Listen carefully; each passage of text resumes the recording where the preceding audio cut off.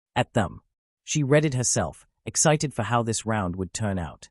She had equipped Bell with the knife he had choose and was waiting for him to begin. She too was interested in what the newcomer would bring to her goddess's heart. Would he be worthy to be the first? Einherjar as an executive.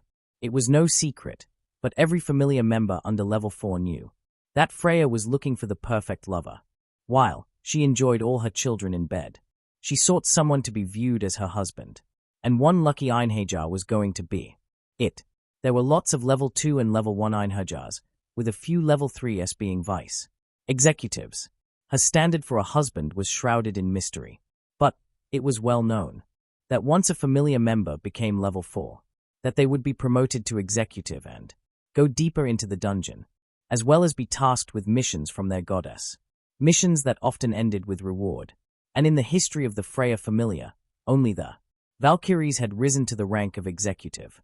Aphrodite instructed Bell eagerly. All right, it's customary to state your level before a duel. Also, the challenged gets the first move. I suggest you use it wisely. Bell watched as Aphrodite took a solid stance and raised her two-handed staff slightly. Aphrodite, level 1 mage. Bell thought about using his magic against a mage. His knowledge on hero legends told him that lightning was powerful against Undines. Bel began to chant, activating his magic and listened to the grumbling clouds in the sky. I race across the sky, bouncing from cumulus to nimbus, and plunge from stratus. Terra firma shatters when I land. Mine is the last sound you'll hear. I am lightning incarnate. Behind Bel struck 2 bolts of lightning that took the form of a woman and man. The woman and man could not be clearly made out, but it looked like the woman had white hair that flowed gently, and the man had red eyes that leered with devious intentions. They touched one of Bel's shoulders each and changed into a blue aura. The aura that surrounded him looked like he was bathed in lightning. He opened his eyes and felt his legs gain in incredible speed. Aphrodite smiled as she swung her magic staff, producing a shine. The ocean is the tear of joy that my lady has. Her joy floods my heart with happiness. I shall rise for her tears and crash down. Tidal wave. Water began to swirl around Aphrodite and gather under her feet. She moved forth on the water, using it as a platform to move her about the battlefield. Bel ran forth, pulling out his dagger, and leaped into the air, feeling the agility and dexterity boost flow through him from his back. XXXXXXXXXXXXXXXXXX. Freya smiled as she watched the battle. Chapter 4. Soaking water bolts leapt from the water that Aphrodite rode on. The water she had conjured formed into the body of an squid that launched its tentacles at Bel. Bel ran around the field and leaped into a series of dives to dodge the tentacles. He was slammed multiple times by the tentacles and kept getting back up after rolling to avoid another hit. XXXXXXXXXXXXXXXXXXX. Beat ran through the dungeon's famous water city. He kicked a raider fish until its body gave into ash. Its magic stone and raider fish fang dropped. He stepped past the loot, leaving it for the supporters to collect. It was Beat's day to collect loot for the debt that Loki Familia was straddled with suddenly. Beat grumbled as he kicked an aqua serpent next and went after it with a fury. It was unfair that the weaklings were just letting themselves be attacked. If they were born strong like him, then the Loki Familia wouldn't be straddled with debt unnecessarily. Unbeknownst to Beat, Eteria walked through the water city. She eliminated multiple monsters herself. She gathered the magic stones and observed Beat wipe out the monsters from below him. Eteria remembered her mission and promised that she would fulfill it. XXXXXXXXXXXXXXXX. Bel felt his back meet the fence of the backyard. His magic had nearly ended and his body felt it was battered senselessly. He got to his elbows and struggled to get up. But he kept getting up. Aphrodite leered down at him with battle lust taking over her eyes. She never felt this way before about a peer. He was getting up with each blow or dodging her magic. The tidal wave that Aphrodite used would take on nearly any form, the squid being one of her favorites. With its 6 tentacles, the attacks that came from her were fierce and numerous. Most of her peers fell within the first 5 minutes of a fight. But Bel had just kept getting up. It was 7 minutes now, and Bel was now experiencing mind down. His head rolled back, and his feet walked of their own accord. He felt his back burn brightly as the lightning that had awakened in him raced through his body. He gripped his knife and willed himself to exit the mind down. He lifted his dagger eye level and broke into a dash. He ran faster and faster than any normal level 1 adventurer. Bel leaped into the air as he moved his arm to attack. Aphrodite sent a tentacle forward and slammed into Bel. He was foolish for attacking from such a distance. As Bel flew back, he focused his eyes on Aphrodite. He felt his magic nearly leaving him. The lightning with red eyes went up into the sky. The lightning that now appeared behind him had white hair. She whispered into his ear the sound of thunder. Bel's eyes opened wide as he remembered how Ms. Syr fought. The feathers rained down from her cloak as knives. Bel flung his arm, letting his dagger fly. Aphrodite was shocked as the white-haired lightning woman surrounded the knife. Bel felt himself be washed away and lost consciousness. XXXXXXXXXXXXX. Freya was very pleased with her order. While she thought that the various men in her familia might have been her order at one point or another, none had gotten her so riled up enough. From the very beginning, most of the men in her familia had a sister who was far stronger than them. These men were usually brought into the familia on a whim. Only the girls of her familia were really someone that Freya sought long, passionate nights with. She would welcome the men in her chambers, but not without being accompanied by a woman or two. He would have to please them,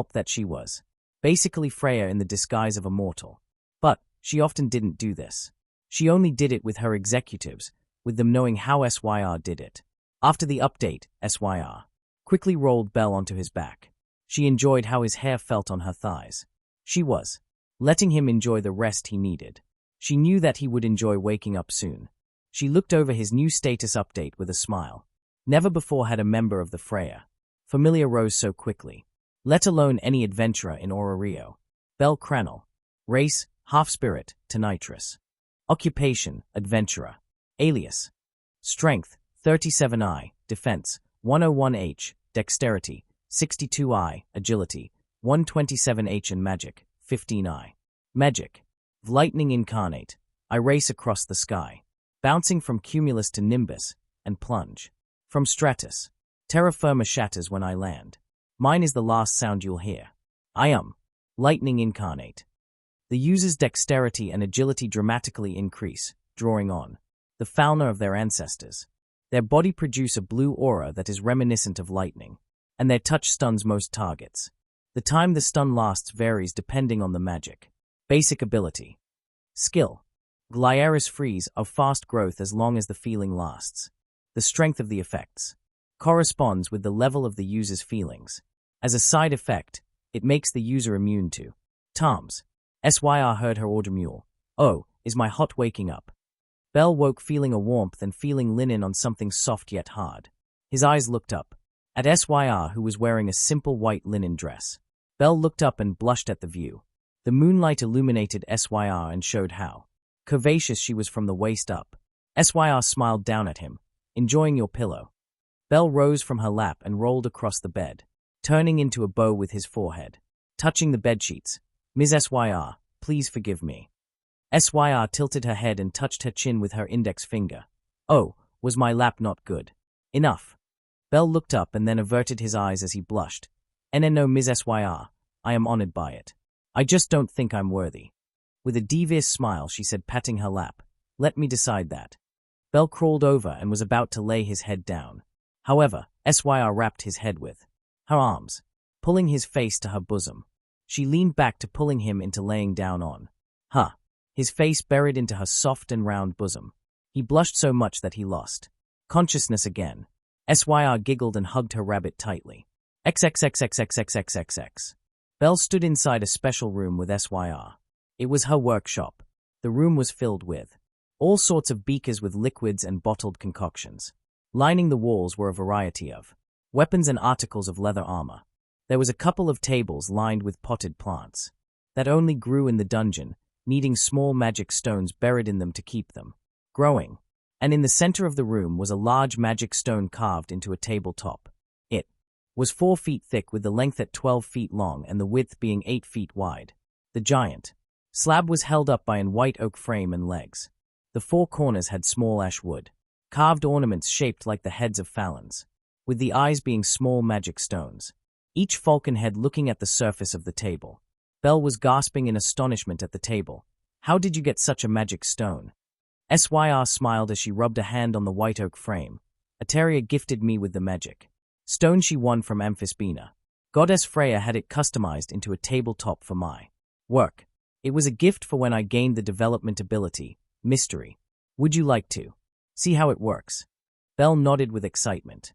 He admired his senior very much, and the purple dress that she currently wore also looked well on her.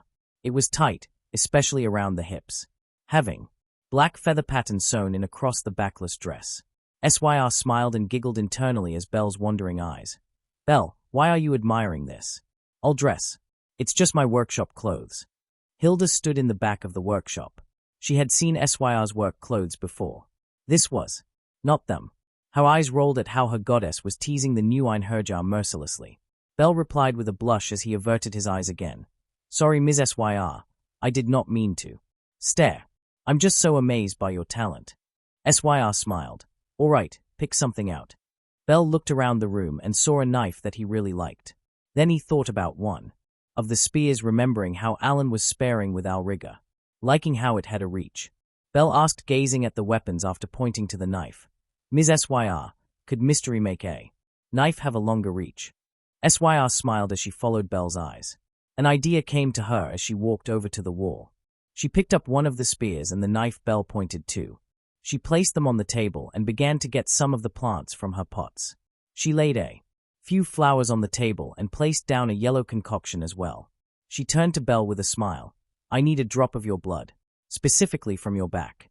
The mystery that I will be performing will bond it to your fauna. Belle nodded as he turned around and began to take off his shirt. Syr took the knife Belle selected and made a cut along his back. Belle gritted his teeth and let out a clenched whimper. Syr cleaned up the wound using her treatment development ability, running a purple aura. Covered hand over it. The scar healed up nicely, closing as if stitched. She poured some potion on a rag and dabbed it over the scar, healing it.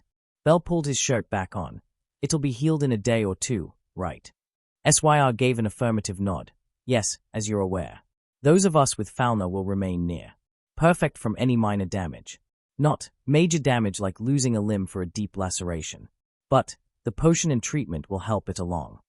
Syr had placed the knife down on the table. She placed both hands on the table and closed her eyes.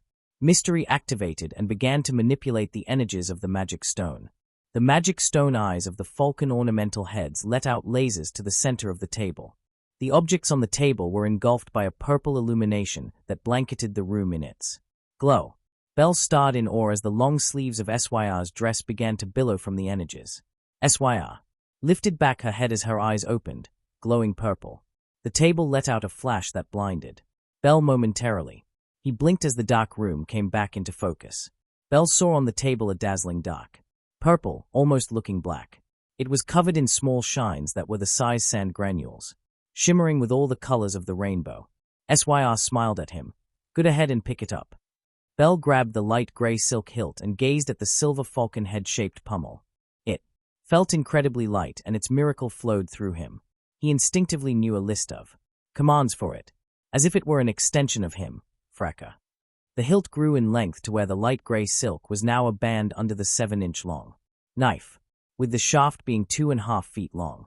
Belle then smiled in astonishment as he lifted it and tossed it lightly, noticing it still weighed the same. He returned it to its original knife form with another command, Niv. Syr walked up to him with her hands behind her back. Her eyes gazed at him with longing, expecting to be adorned. Belle took the knife into a reverse grip and bowed to her. Syr, startled, went back and interested why Belle was being so dramatic. Oh. Belle spoke loudly as his heart swelled with gratitude. Thank you, Ms. Syr. Syr smiled as her voice brought up Belle's face like it was lifted by her hands. Now. Belle, that's not how you properly thank a lady. Belle asked, hopeful to amend his mistake. How do I repay such kindness? Syr closed her eyes in contemplation. Traditional, a kiss would be appropriate. She then pursed her lips, eager to meet his. Belle nervously began to move in, his lips forming as well. He closed his eyes and went for it. Syr smiled as her cheek received what her lips hadn't. Belle pulled back as Syr opened her eyes. Her hand went to her cheek as she gained a blush. Why, Belle, that is so innocent of you. Belle blushed and looked down. I hope it was okay. It was my first one. Syr's brows rose and her eyelids lowered in desire. Is that so? Well, it will be forever. Treasured by me. Chapter 5. Ateria watched Beat for a while now. She noted that he would visit after every trip with a kelpie fin, a ray drop item that came in handy once used for a concoction with the mixing developmental ability. It seemed that he would take it to Amid, who she found out was taking care of the former. vice-captain of the Freya Familia, Selenia. The maiden was in a coma from a monster attack. While Beat was outside of Rio, Ataria now knew what drove Beat. Why he was so cruel. It did make her heart weigh down, in sympathy for him. But her stony resolve returned when she heard her goddess's mission. From her memories, Beat Loga would be brought to humility. That would be a fact. XXXXXXXXX. Tabitha walked up to Folkvanga carrying a small package with a note on top. She saw one of the Gulliver siblings was standing guard. Boiling Gulliver hefted his axe into a combative position. "What business do you have for my goddess?" Tabitha said cutely. "My, what wonderful green eyes you have. Reminds me of a jade statue. I didn't know Alfrigga's brothers were so dashing." Boiling warned the cat girl. "My eyes are only for my goddess. Do not text me patience. I will not ask a third time. What business do you have with my goddess?" Tabitha sighed in defeat. "I have a package for Bel Cranel." Boiling Gulliver lied. "Never heard of him." XXXXXXXXXX. Bel ducked Gre's great sword swing. He rolled to his left and stood up crouching with both his knives. He had a regular knife assigned to him by Ephrodessa valued at 3,650 Valis. His other knife was a gift from Syr, his idol. As its maker, Syr named it Surgiva, telling Bel that it meant a gift from her. What he didn't know was that the second part of the name Giva was a word closely related to marriage in her homeland. Bel crossed his knives in reverse grip as he caught Gre's great sword. His feet slid back as he grinded his teeth and began to blink away the sweat from his brow. His back burned as his biceps felt the strain of holding back the great sword. Bel was currently facing the weakest of the Gulliver siblings. However, even without an alias, Gre had already gotten himself a nickname, Ace of the First-Timers. Rumor around Folkvanga had it that all his basic abilities with exception of magic were A. He was the final test for any member of the Freya Familia who wanted to go to the dungeon. Bel saw Gre left his leg in a surprise kick. His gut felt the pounding of the metal sole. Bel coughed up a mouthful of spit. He began to heave in as much air as possible. Gre shouted as he went for Bel again. "You're not worthy of our goddess. Why is she looking at you?" Bel strafed back as he gave Surgiva a command. Fracka. As Surgiva extended into its javelin form, Bel kept dodging the great sword as best he could. Bel desperately wished that he could get 2 minutes to chant his magic. But it looked like Gre wouldn't have it. Bel knew that being in the air gave him an advantage. He wished he could fly like her. He looked at the ground. An idea formed in his head. He decided to do something unexpected. XXXXXXXXX. Freya looked on the battlefield. Her fist clutched to her cheek, the cheek that had his kiss. Her heart beat slowly, feeling the struggle of her order. Alfrigga spoke proudly of her brother. "Looks like Gre has him on the ropes." XXXXXXXX. Bel moved forward at Gre's next taunt. "Fight, you coward." Bel threw his knife at Gre knowing it would send it away. Gre stopped in his chase and swung his great sword to intercept the knife. Bel grinned as his real goal was revealed. Stabbing Surgiva into the ground, he pulled back and let go of the tension, flinging himself high into the air. Bel was high enough now to use his magic. He said his chant as Gre growled, moving to leap after his prey before it was too late. "I race across the sky, bouncing from cumulus to nimbus, and plunge from stratus. Terra firma shatters when I land. Mine is the last sound you'll hear." However, Bel was already done by the time Gre got high enough. "I am lightning incarnate." The sky roared as lightning surged for Bel. Gre felt panic course through his small body. He knew magic was an adventurer's trump card, one that he didn't have, and he was jealous for it. Bel reached forward and touched Gre faster than even he expected. Gre's body would longer obey him. He went stiff from the shock. Bel pulled himself towards Gre, using his breastplate as a platform.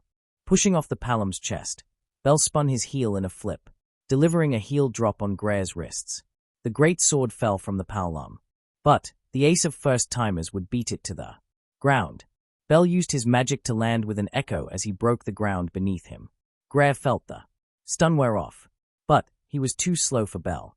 Bel grabbed one of the chunks of earth and chucked it at him. Gre braced for the impact. Now that he was without a weapon, he knew that once Bel's magic wore off, that he would be at an advantage again. For Bel was without a weapon too. He just had to keep that javelin away from the newbie. He moved after the impact, going in for a grapple, this time aware that he needed to let Bell only touch his armor. Bell reached out and called for his weapon, Surgiva. The javelin head glowed as it left the ground for its master. Disbelief soaked Greer's clothes, in the form of sweat. He had never seen something like this weapon. He thought it was a magic sword that changed shape. But this was different. It was like a trusted companion, as if alive. Bell gripped the shaft of Surgiva and decided to go at Greer with everything he had. Niv. Bell went in with his incredible knife skills. The advantage that Greer had on Bell besides the obvious A-ranked basic abilities was his great sword allowed for a longer reach and heavier attack, resulting in a medium-range fight. What Greer didn't realize when he went in for a grapple was that close-quarters combat was Bell's bread and butter. Bell grabbed the hem of Greer's breastplate. His armed hand went at the straps. With the leather cut through effortlessly, the Paolum soon found himself exposed. Bell quickly delivered a spin kick to his opponent's chest. Greer saw the battle flash before his eyes. He looked through it trying to figure out where he went wrong. He was winning this bout. This rabbit was no warrior that was worthy of his goddess. He was at best livestock kept for a future dinner as Hazen Pfeffer. No, he was biding his time, only looking like he played rabbit. He wasn't running from the badger hungry for a meal. He was a monster that only disguised itself as a rabbit. His incredible speed, his ability to dash through the sky as if taking flight, the knives that he armed himself with, using them for offense and defense, the red eyes and white that used the close quarters to its advantage. He had heard of this winged, antlered, and fanged beast. That fooled the dim-witted into thinking it was just a harmless rabbit. The kick met his chest and the lightning stun effect made his body fly off the ground. Greer saw what Bell truly was in that moment, a Walpertinger. XXXXXXX. Freya broke out in glee, cheering like a teenage girl. Her cheeks blushed hotly. Her body squirmed, feeling the excitement. Freya turned and pointed at Alfrigg. Isn't he amazing? Alfrigg starred in shock. No one in the Freya Familia beat her brother on their first bout.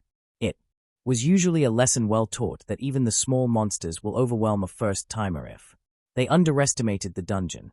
And yet, her brother, the ace of first-timers, lost to a week-old rookie. Chapter 6. Alfrigg Gulliver. Race, Paolum. Occupation, adventurer or executive. Alias, Sapphire Bringer. Excelsior, 16, 578, 195, 000. Strength, 82I. Defense, 80I. Dexterity, 195H. Agility, 175H. Magic, 0I. Teamwork, D. Blacksmith, G. Spearman, H. And strong body, I. LVL 4-strength, 812A. Defense, 791B. Dexterity, 967S. Agility, 952S. Magic, 0I. Teamwork, F. Blacksmith, H. And Spearman, I. LVL 3-strength, 807A. Defense, 790B. Dexterity, 927S. Agility, 918S. Magic, 0I. Teamwork, G. And Blacksmith, I. LVL 2-strength, 802A. Defense, 785B. Dexterity, 907S. Agility, 905S. Magic, 0I. And Teamwork, I. LVL 1-strength, 798B. Defense, 784B. Dexterity, 872A. Agility, 862A. And Magic, 0I. Magic. Developmental ability. Teamwork. The user gains the same skills of those that have the teamwork developmental ability. Skill. Are united or the blood relatives of this user can gain extra information by sharing the data gathered by their senses. I.e. sight, hearing, and smell. Our blood siblings, the blood relatives of this user, have their basic abilities increased by 100. H. A prerequisite for this skill is that the blood relatives must be in a 40-meter radius to the user. A weapon swap. The user can seamlessly swap weapons with their blood relatives and have the same proficiency. Of Merciless, the user can stun a target with their bloodlust. This stun effect uses the target's defense basic ability as the judgment for how long it lasts. Bell Cranel. Race, half-spirit, Tenitrus. Occupation, adventurer. Alias. Strength, 209G. Defense, 203G. Dexterity, 301F. Agility, 317F. And Magic, 99I. Magic. Lightning incarnate, I race across the sky, bouncing from cumulus to nimbus, and plunge. From stratus, terra firma shatters when I land. Mine is the last sound you'll hear. I am lightning incarnate. The user's dexterity and agility dramatically increase, drawing on the fauna of their ancestors. Their body produce a blue aura that is reminiscent of lightning, and their touch stuns most targets. The time the stun lasts varies depending on the magic. Basic ability. Skill. Glieris freeze of fast growth as long as the feeling lasts.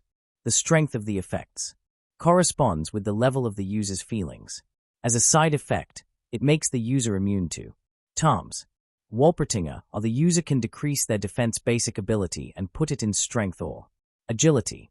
The user can use the skill for 3 minutes. As a side effect, the user's mind replenishes slightly after each use. The skill has a 10-minute recharge. Once the group of adventurers got a status update, they were all ready to go and went out of Freya's chamber. Freya looked to Horn with a pair of eyes that reminded her of a puppy. Dog, can I please go? Horn replied to her with closed eyes, turning her head away. No, goddess. You must attend the spring fashion pageant. It requires the various deities of beauty and love are supposed to attend. Otherwise, what will the mortal races dress like? The other deities of beauty and love can see through the magic. Freya swung her fists onto her knees as she complained. But, I want to go, I want to go, I want to go. XXXXXXXX. Belle waited in line with several Einherjar. There was the former Light Elf King, Haydeen, Sel and 2 of the Gulliver siblings, Grer and Burling, and Varney the half-Paulum. The 2 executives that would be traveling with the group were Alfrigg and Hythe Velvet. Beside Hythe Velvet was Aphrodessa, training in the Andrymni after leveling up to 2. Freya placed her in this group for gaining the treatment developmental ability. Hythe grabbed one of the backpacks that each of the Einherjar would be carrying. She began pulling out its contents. Now, these bags have plenty of room for magic stones. But, also come with 3 potions, 1 magic potion for those that have magic, 1 rope, 1 magic stone removal kit and 1 Excelsior book. This not cheap to produce and not something you should use right away. If you can, don't use it at all. Lady Syr made these herself with Hilda's assistance. They grant the user access that currently gather Excelsior as if getting a status update. However, any and all effects are temporary at best.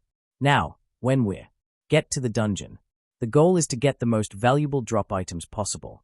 Goddess Freya is presenting this as a test. XXXXXXXX. Belle lopped the head off a kobold on the 3rd floor. He had been at this for a couple of hours now, and got ahead of himself when he heard the cry of a maiden. Without even looking, he bolted off, ignoring the pleas of his chaperone. He had to get there. XXXXXXXXX. Freya was awestruck. How could you lose him? Aphrodessa looked down as she explained. There was a pass parade from the Soma Familia. We were outnumbered and Belle ran after he heard a scream. We got out as safe as we could. Lady Alfrigg is down there looking for him right now. Hythe bowed her head. Goddess. The fault lies with me. I should have watched after our Einherjar better. If anyone is to be punished, it should be me. Freya threw down her glass of wine. No, the fault lies with those drunks of that careless god. If Alfrigg does not return with him by dawn, then Soma Familia will have a war game on their hands, letting the children be in charge. How obsessed can one god be? XXXXXXXXXX. Lily choked on her own spit as Canoe dropped her bag. With a smile he spoke, admiring the magic sword knife Lily kept. Ah, a magic sword. Perfect. You won't be needing this where you're going. He dropped the head of a killer ant and laughed as he walked away. Lily struggled as she tried her best to keep the encroaching monsters back. Lily looked at all the red eyes and smiled in self-pity. So, this is how the tale of a supporter ends. Cheated by adventurers and stealing from them.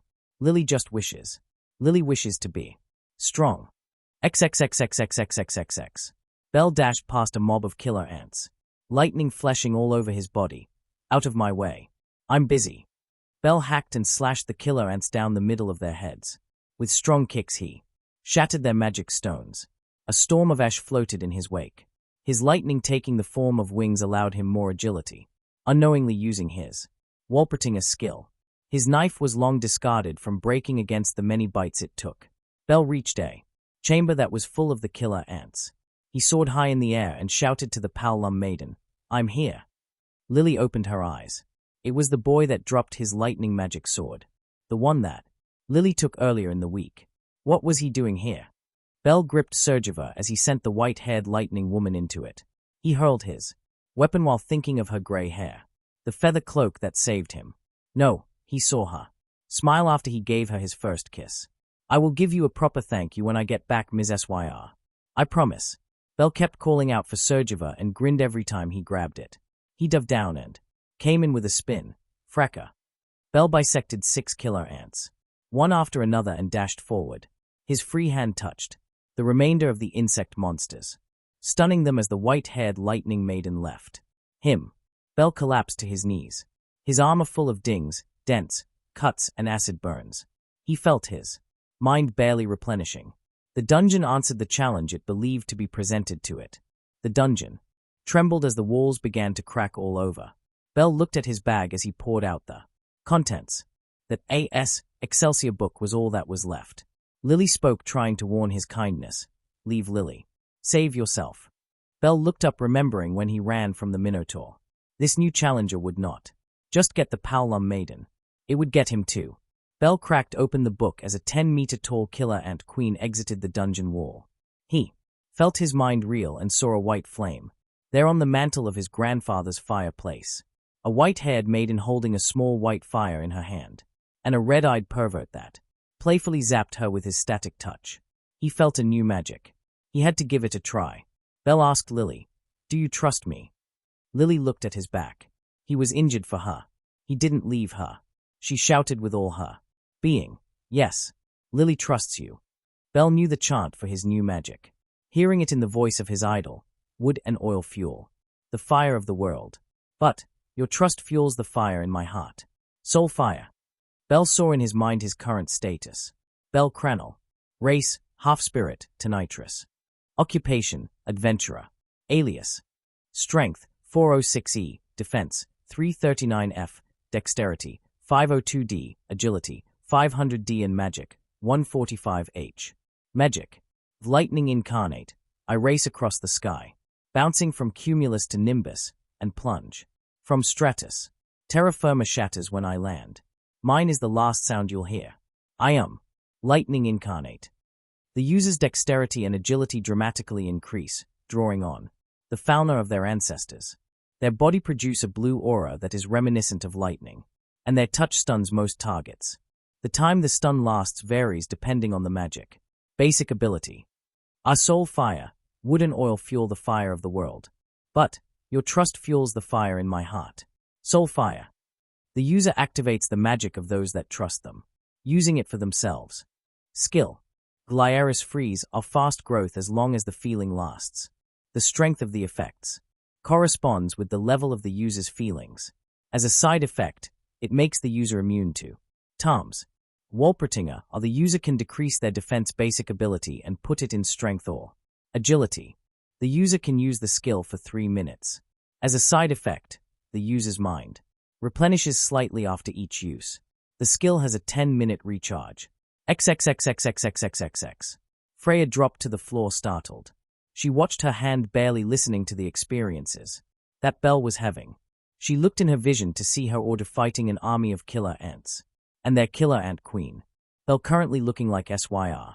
She could tell that he wasn't, however, because of the fauna on his back. It was limited to his status.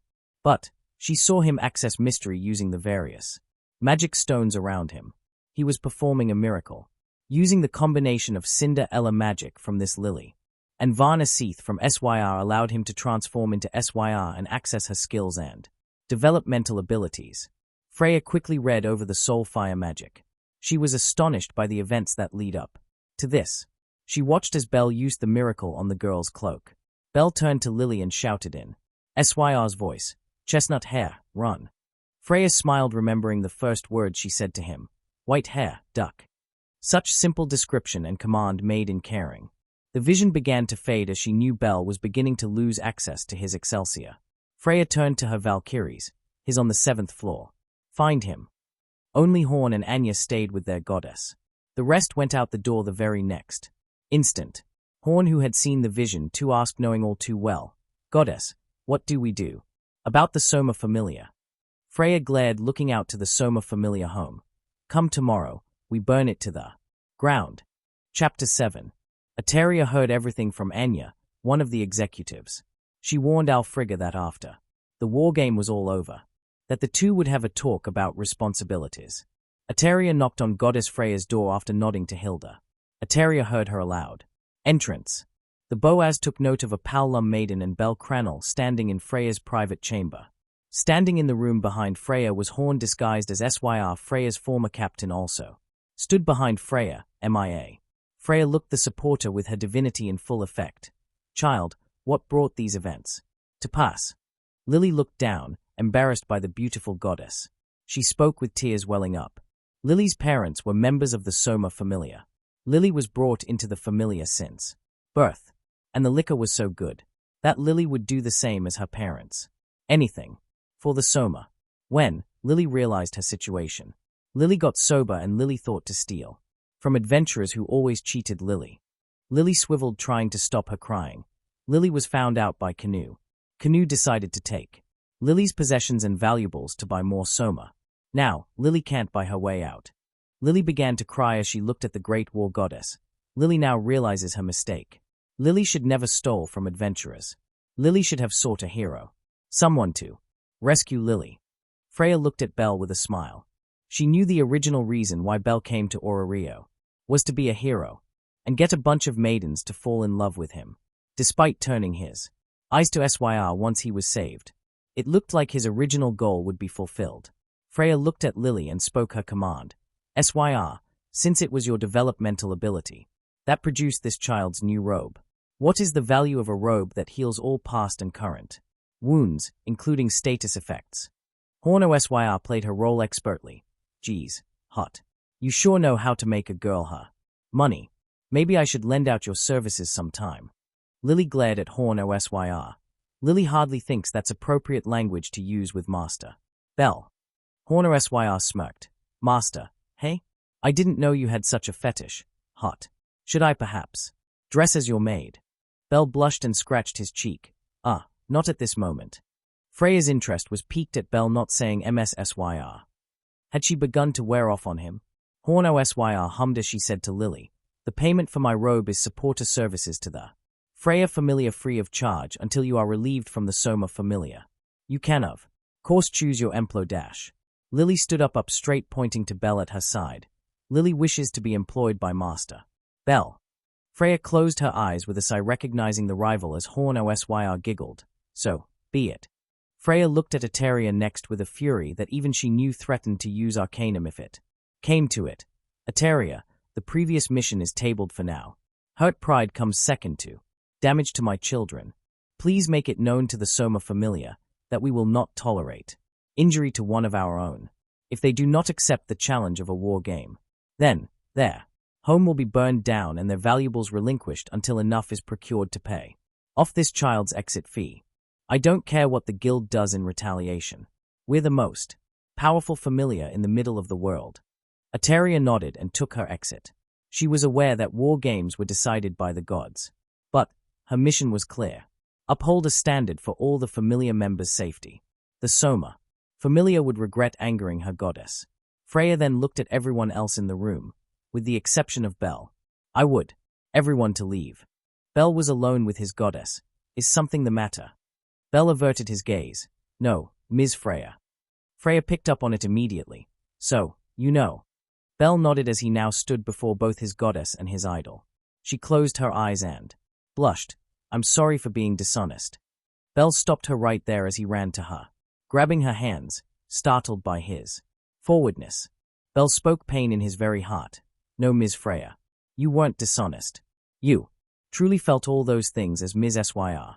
You truly gave me a home, saved my life, offered her hand in friendship and trust. You saw what no one else saw, and I will not stand for anyone that makes you doubt yourself." Freya blushed as she averted her gaze from the Bono man before her. "So, your magic is truly magnificent. To take Horn and Syr's magic to make it your own. You saw all my memories then. Belle then did the unthinkable as he took her chin and pressed his lips to hers. She blushed and felt herself tremble. His drive and passion could be felt as his lips pushed her back into her chair. She reached for her heart and made a tight fist. His lips left her and she opened her mouth to exhale. She opened her eyes to see Belle lose all that drive once he realized what he did. He shrunk back. Sorry, Ms. Freya. I was just trying to pay off my tab. Freya smiled as she touched her lips, heart aflutter and soul ablaze in lust. She blushed. If you think that pays for the knife, then you're right. But all future reckless actions such as the one with the supporter will also cost you. Belle nodded. Yes. A hero must make up for worrying those that he has sworn fealty to. Freya replied to him, regaining her composure. So long as we're in agreement. You owe me a night of cuddling. Belle lost it. Ms. Freya, you can't be serious. Freya giggled, letting her happiness be known. Why, Belle? You just agreed to my statement. Do you plan on going back on your word? Belle's sweat dropped as he consented in defeat. No, I will pay. Freya giggled as she stood up and hugged Belle's face into her bosom, petting his hair. That's a good boy. XXXXXXXX. Ateria tried to walk past the guild when she was stopped by a half-elf, dungeon queen. I've heard about your injured adventurer and how he suffered from a past parade. Please, don't do anything rash. Ateria moved her stony gaze to the woman shorter than her by at least a meter. Rash? My actions are justified. My goddess would give no other orders than such. You'd do well to remove yourself from my way, half-elf. The half-elf steeled herself. My name is Aina. Now, we are aware that your reasons are justified. So, we're taking appropriate action. Ms. Canoe will be blacklisted from the dungeon for attempted murder, and Soma Familia will be fined for 15 million valis. Ateria bent down to look Aina in the eye. I respect your position. You are brave for a guild receptionist. However, the Freya Familia has standards. Standards that must be enforced. To ensure it, a public display must happen. Either the guild sanctions a war game or we go to war. All of Rio, nay the world must know. Freya Familia does not tolerate harm to its members. Aina looked the beautiful and powerful maiden in the rust eyes. Understood. It would hardly be fair if you participated, however. The Soma Familia has no adventurer higher than 3. Ateria agreed with Aina. Very well. What restrictions would you place? Aina replied as she introduced Shakti. The Ganesha Familia has 5 floor boss monsters available. We propose that each Familia assembles a 4-member team. The Familia that secures the magic stone will win that round, with the best of 5 rounds. Ateria leered as she gave a nod. A unique war game that will show our prowess and not show merciless violence to the offending party. An interesting approach. The Freya Familia accepts these terms. Shakti held up a finger. This is just the first term. The second is that the Soma Familia can fill their ranks with additional Familia's members. Familias will be compensated by the guild to provide a kind of fairness. Admittedly, the Soma Familia is too weak. Ateria smiled as she spoke with glee. On one condition of our own. Beat Loga must participate in the war game. Shakti rose a brow. You want a level 6 member to assist Soma Familia? Ateria replied. You said to make the war game more fair, did you not? Shakti nodded as she gave the meeting back to Aina. Very well, Beat Loga will participate. Chapter 8. Belle's sweat dropped as he sat in Freya's room at Babel Tower. She was currently in her SYR role and was instructing his personal supporter. No, you have to wear this. It's cute. Lily was currently dressed in a maid-themed bikini top and skirt combination. She was blushing as she spoke to SYR. Why must Lily wear this? SYR smiled at the cute maid. Because this is part of the duties of a supporter. Lily threw her fists to her sides. This is not the role of a supporter. SYR leered at Belle, deciding to play another game. Well, I'm sure your master will like it. I mean, he imagined me in a similar outfit when he kissed me. Lily turned to Belle. Master Belle, you've kissed this seductress. SYR liked the riled-up personality in front of her. Oh, seductress am I? Belle admitted while scratching the back of his head. Yes, I did give Ms. SYR my first kiss. Lily accused SYR next. You stole his first kiss. SYR smiled excitedly. Oh, I didn't steal anything. He kissed me of his own accord. He took my chin and directed my blushing cheeks to his eyes. Under his gaze he leaned in and kissed me with such drive. I would have held my heart if it were possible. Lily fumed as she gave a stomp. Let Lily get this straight, Master Bell. Are you some kind of playboy? Bell put his hands in front of himself. No. That's not it at all. Syr leered and smiled with mischievous. Don't tell me that I have a monopoly on you, Bell. Isn't it a hero's duty to make those he saves happy? Lily agreed with Syr for once. Lily agrees. Master Bell is Lily's hero. Master Bell must see. It is his duty to make Lily happy. Bell sighed in defeat. What have I gotten myself into?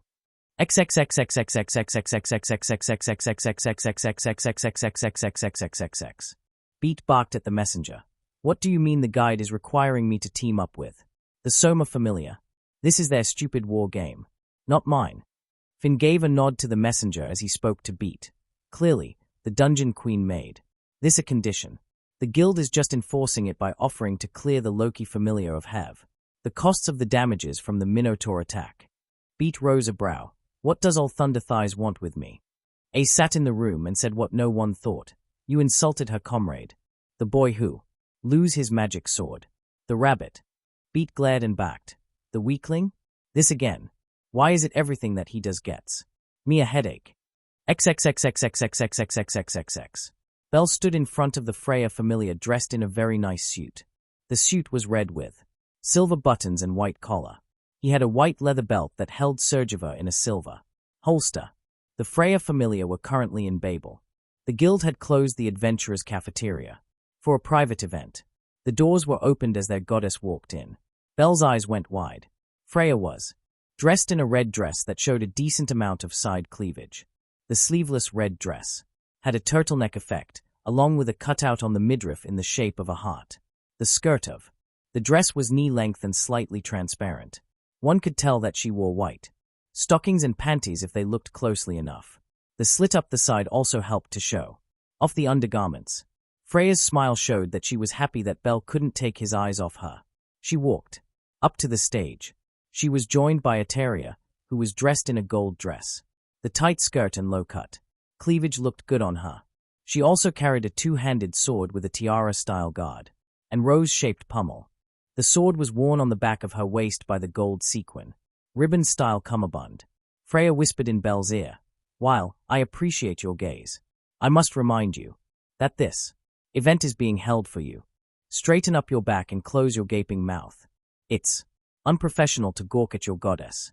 Bell whispered before she left his ear, No. Freya, could you please wear that dress when I repay my recklessness?" Freya blushed at Bell's forwardness and gave him a short nod. "My, Bell." Dropping the MS. Bell looked at her and said, staring at her with hard eyes, "Freya, allow me a chance to display my devotion publicly." Freya, surprised and shocked by the gumption, granted. Bell stepped up to her and wrapped his arms around waist and back. The Einherjar were merciless with their jealousy as Bell dipped Freya down. Freya felt the pressure go to her head as Bell kissed her in such a ravishing fashion. Many of the guild women were suddenly envious, wishing they could be kissed like that. The passion and dominance displayed by the young man made their chest hot.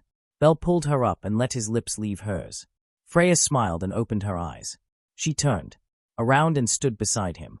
Aina walked in her guild uniform, presenting a plaque. She also held an award case, presenting both to Bell for incredible bravery displayed in the dungeon. The Guild Award, the Achilles Rosette and Medal Bronze class. The bronze medal hung from a small blue ribbon with a pair of silver spears sewn in.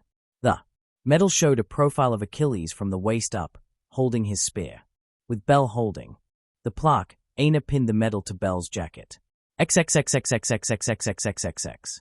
Bell was enjoying his time at the Hostess of Fertility as Freya excused herself. Bell drank from his ale and decided now that Freya had left him, that it was time to approach someone. As Bell walked towards Alfrigg, he was stopped by Greer, the ace of first-timers who recently leveled up, spoke with jealousy. "What kind of stunt did you pull with Goddess Freya?" Bell looked the new level. "I did no stunt. My love for Freya is so great that I couldn't help myself." Borling and Valen walked to Bell's back. He could feel the level 3's status radiating off them. None of them had weapons in the bar, for they all had to be checked at the door. A shadow came over the floor as Mamau Mia spoke lowly. Is a fight starting to brew in my house? The brothers looked at the former captain before leaving. Bell sighed as he spoke to Mamau Mia. Just Familia congratulating me. Mamau Mia looked him. Just watch yourself. Bell turned and saw Syr dressed in a waitress outfit. Ah, Syr. What are you doing there? And why are you wearing a waitress uniform? Syr giggled at Bell. Looks like someone might have been getting into a bit of trouble. Bell smiled as he extended his hand to her. Nah. Just some friendly banter amongst Familia members. Would you like to dance, Syr? Syr spoke in shock. How scandalous hot. What would Goddess Freya say? Bell enjoyed both companies and decided to have a little fun of his own. If you won't tell, I won't. Suddenly, a hand was placed on Bell's shoulder. He looked to see a greenish-blonde elf. Waitress stare him down with her blue eyes. She warned Bell, don't break Syr's heart if you still intend on dating Freya. Syr giggled. Ara, so serious, Ryu. Are you jealous? Ryu shook her head. No, merely trying to look out for a friend who is too kind sometimes. Bell asked Syr, you two know each other? Syr nodded as she introduced Bell. Yes. Before I was an adventurer. I was a waitress. Here. Bell turned and bowed to Ryu, surprising both of the friends. Thank you for being in Syr's life. If not for you, then I would never have been accepted into the Freya Familia. Ryu blushed. You're welcome. Excuse me. Syr giggled as Bell asked her, was it something I said? XXXXXXXXX. Bell walked with a terrier in the Colosseum.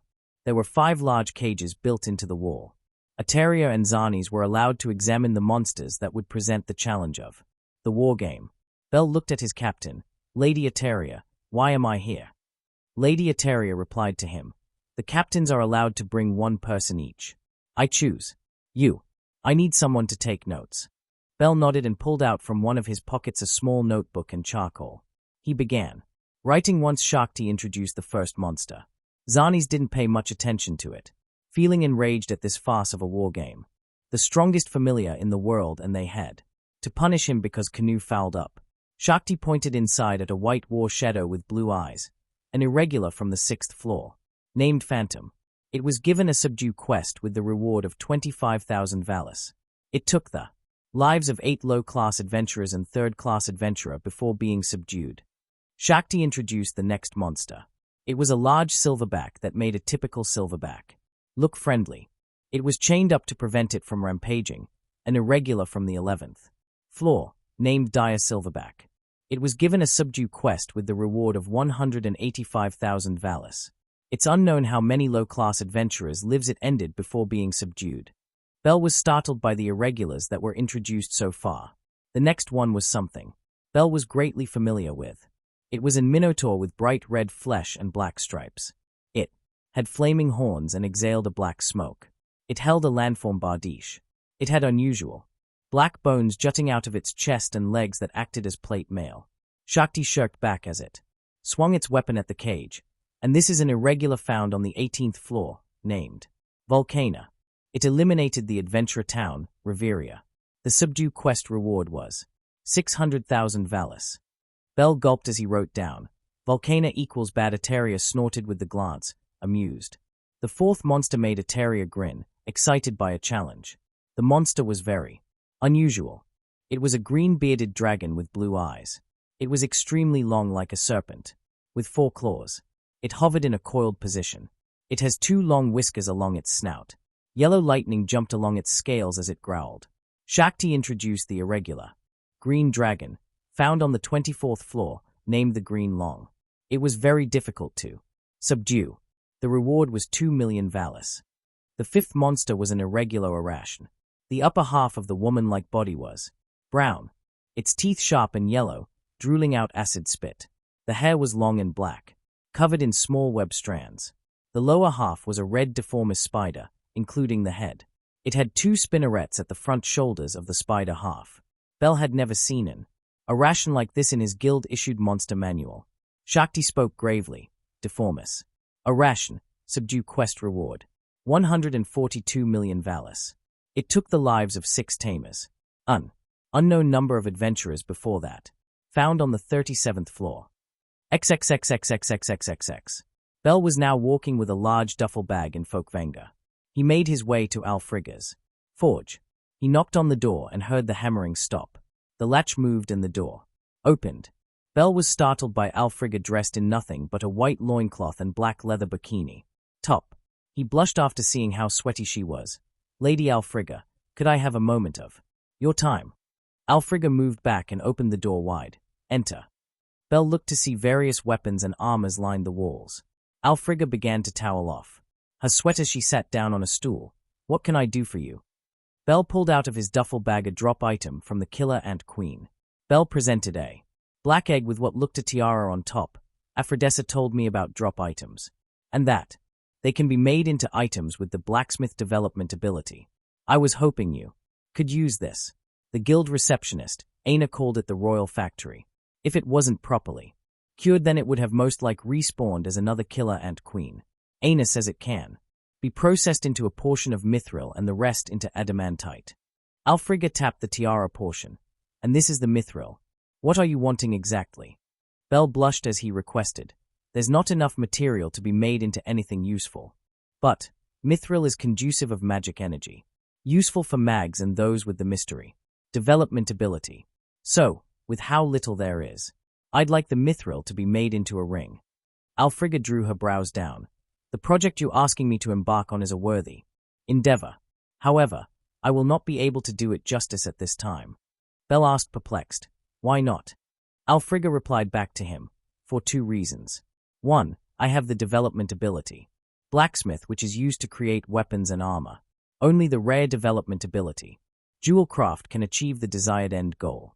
And 2, I believe you're not currently experienced enough for Goddess Freya to propose." Bell blushed and spoke. "Propose? No, not yet. I just wanted Ms. Syr to be able to use mystery in the dungeon without a magic stone." Alfrigga nodded and propped another idea. "Very well. I can make her a vambrace then, with a mithril cuff and an adamantite cover. It'll protect her and allow the use of mystery, without the need for multiple magic stones. Mystery uses magic stones to create a miracle. With the mithril cuff, she would only need 12 pounds of magic stones. What would you like the rest of it to be made into?" Bell smiled as he had a really awesome idea. "Throwing knives. As many as you can make." Alfrigga was aware of Bell's keen eye and throw weapon mastery. He was becoming an expert marksman.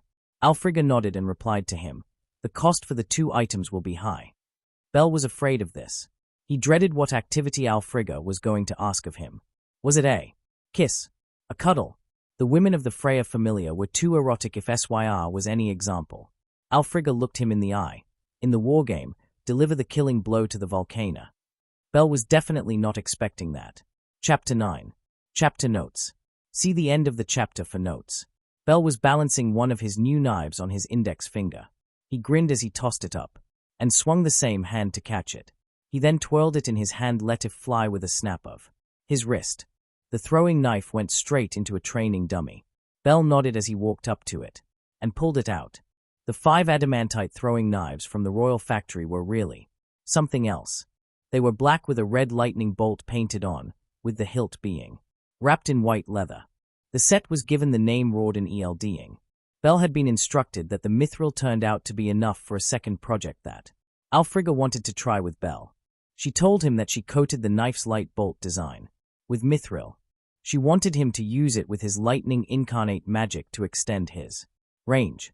She had known that Bell could guide the knive's trajectory with it. But, with the mithril coating, they would also stun the target and deal minor lightning damage. What neither of them knew was that it unlocked a new skill. This excited Freya, who was delighted in updating his status over anyone else's. Bell Cranel. Race, half-spirit, Tenitrus. Occupation, adventurer. Alias. Strength, 498E. Defense, 393F. Dexterity, 592D. Agility, 576D. And magic, 195H. Magic. Lightning incarnate. I race across the sky, bouncing from cumulus to nimbus, and plunge from stratus. Terra firma shatters when I land. Mine is the last sound you'll hear. I am lightning incarnate. The user's dexterity and agility dramatically increase, drawing on the fauna of their ancestors. Their body produce a blue aura that is reminiscent of lightning. and their touch stuns most targets. The time the stun lasts varies depending on the magic. Basic ability. Our soul fire, wood and oil fuel the fire of the world.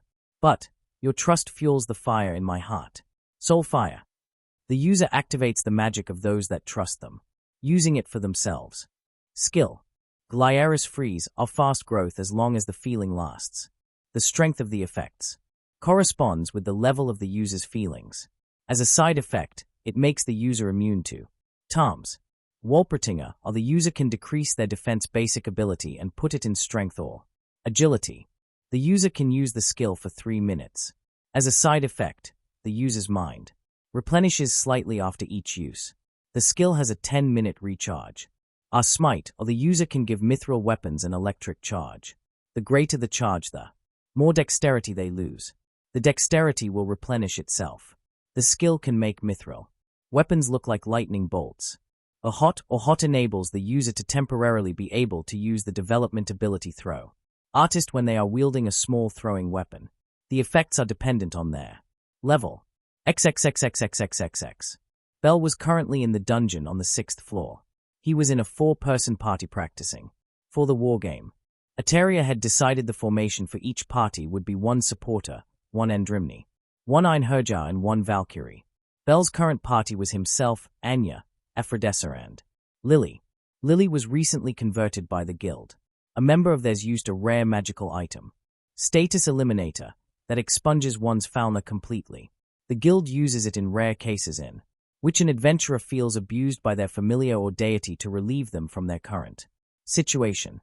Lily was a brand new supporter for the Freya Familia, who would later receive training in the Andrimni to better serve the familiar. Bell spun one of his knives and hurled it at a war shadow. Smite. Red lightning raced through the air surrounding the throwing knife. The kobolds that were near the war shadow were set ablaze by the sparks, and the war shadow skid back from the impact. Lily cheered with shimmering eyes. Amazing Master Bell. XXXXXXXXX. Tabitha sat in front Freya and held the box that she tried to deliver earlier in the week. Freya had heard about the story from the child of Hermes. Honestly, what am I going to do to Alfrig's brothers? Tabitha presented the box with a smile. God Hermes tasked me finding Bell Cranel. He spoke very highly of him. Freya accepted the box. As Bell's goddess, I accepted on his behalf. She opened it and was surprised to say the least. Inside was a topaz in the shape of a 12-pointed star. It was possibly the rarest item that mystery could produce, star of sight. Only an adventurer with mystery at S could create this magic item. A use-once item that allowed one to see similar souls. Freya looked Tabitha in the eye and asked, "Are you aware that what you've just given me could buy every casino in Rio and still have enough pocket change to buy a medium-sized country?" Tabitha giggled as she closed an eye while sticking her tongue out. Curiosity did get the best of this kitten. But, no, I did not. Freya then asked her next question. What does expect to happen? Tabitha leaned back, shrugging her shoulders. All I know is when the boss is away. This. Kitty likes to play at the craps table. But, God Hermes says that Bell is going to be the hero that will bring peace to the world. Freya looked Tabitha and spoke threateningly. Tell you, drifter of a god, that if my Bell is harmed by his whims, that he would not like the results.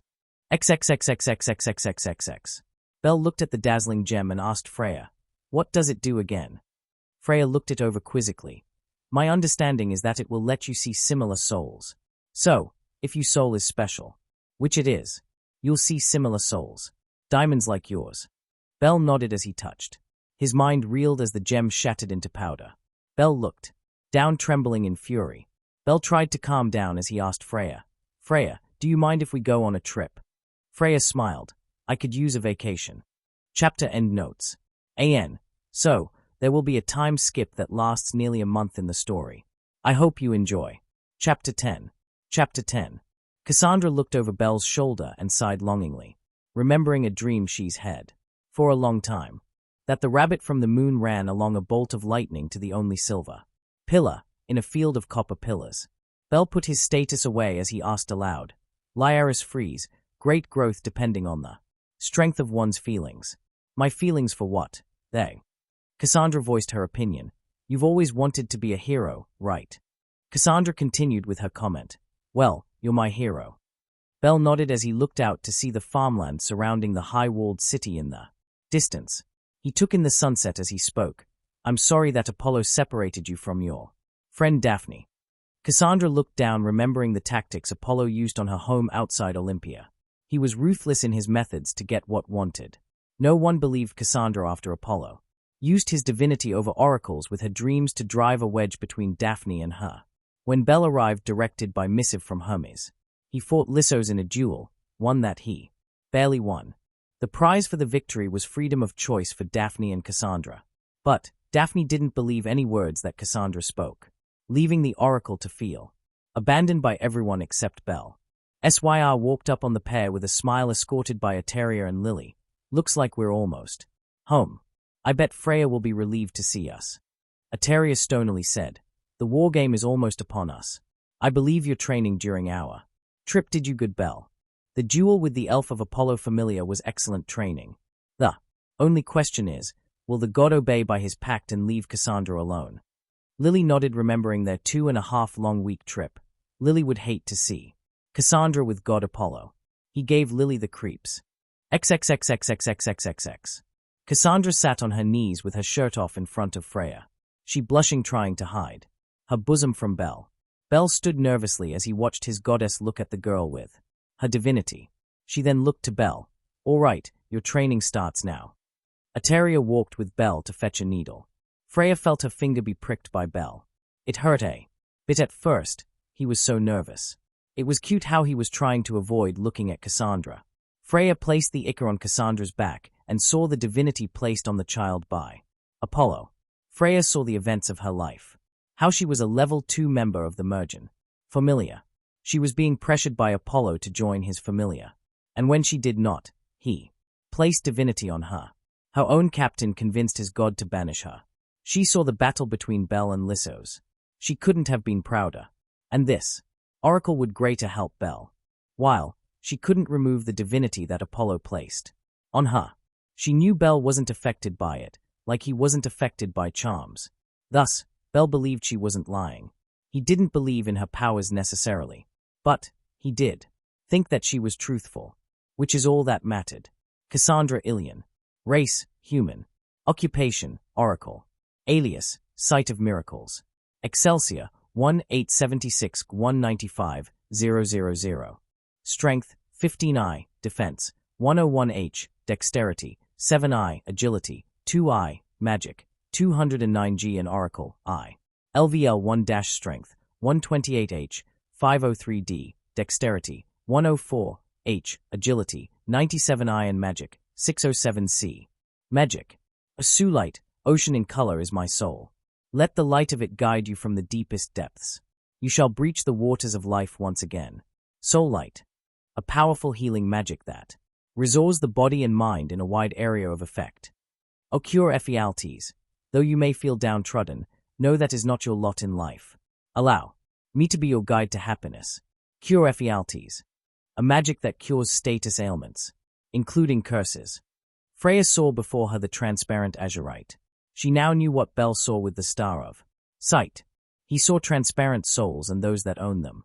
XXXXXXXXXX. Freya was now alone with Bell. It was 2 days until the war game. They laid in her bed, Bell hugging her. Freya asked him, how many similar souls did you see? Bell took her chin and kissed her. I'm sorry, Freya. I just have to protect them. Those 3 souls were in danger, and I had to act quickly. I'm still waiting on information about the other 2. But, for the time being, the war game is my only focus. Freya smiled at him. Understood. So, where are you sleep tonight?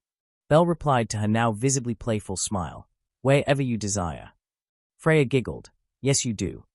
XXXXXXXXX. Anna looked up at the man who was supposed to be her father.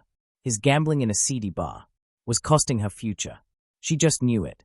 Bell watched from a back corner. He had paid off the bartender. The man cried as he looked at his hand. How could this be? Bell stood up and offered with a smile. Want to try your hand, a real game of chance? The low-life adventurers looked Bell over and could see he was a level 1. Being level 2s. They could tell. One of them asked him, how much you willing to wager? Bell reached into his bag and pulled out a parchment with the seal of Freya Familia on it. How much do you want? The color from their faces drained as one of them moved for him. Let's make it look like an accident. The knife in the orange werewolf's hand flew to the wall. Bell's hand holding the wrist as he appeared on the table. Bell's other hand folded the sigil into the man's shirt pocket. Bell looked at the thug. The man will be leaving with me, along with his daughter. I will see to it that the guild will be made aware of you. If you try this again. XXXXXXXXX. XXXXXXXX. Freya asked Bell, impressed as she saw a transparent carnelian enter the gates of Babel. Am I to assume you are responsible for this one too? Bell laughed nervously. I honestly didn't know she was going to track down who I was. Freya looked in his direction, seeing him drop down from the pull-up bar. How could she resist? You were her knight. Bell smiled to her. So, what are we going to do? She doesn't have any practical skills to benefit us. Freya corrected him.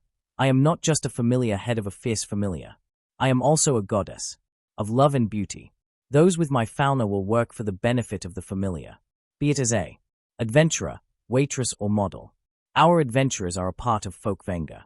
The waitress is Ariat, the hostess of fertility, and the models are a part of the Venardis agency. Bell looked nervously away. I wouldn't know anything about that. Freya leered at him. I'm sure you wouldn't. After all, it's not like your grandfather would leave their paintings lying around the farm. Chapter 11. Bell dove through the dungeon, sprinting with everything he had. He leaped through the air, above an imp. It was his first trip to the 10th floor. With only one day left to prepare for the war game, Bell had to be as close to fighting a silverback as possible.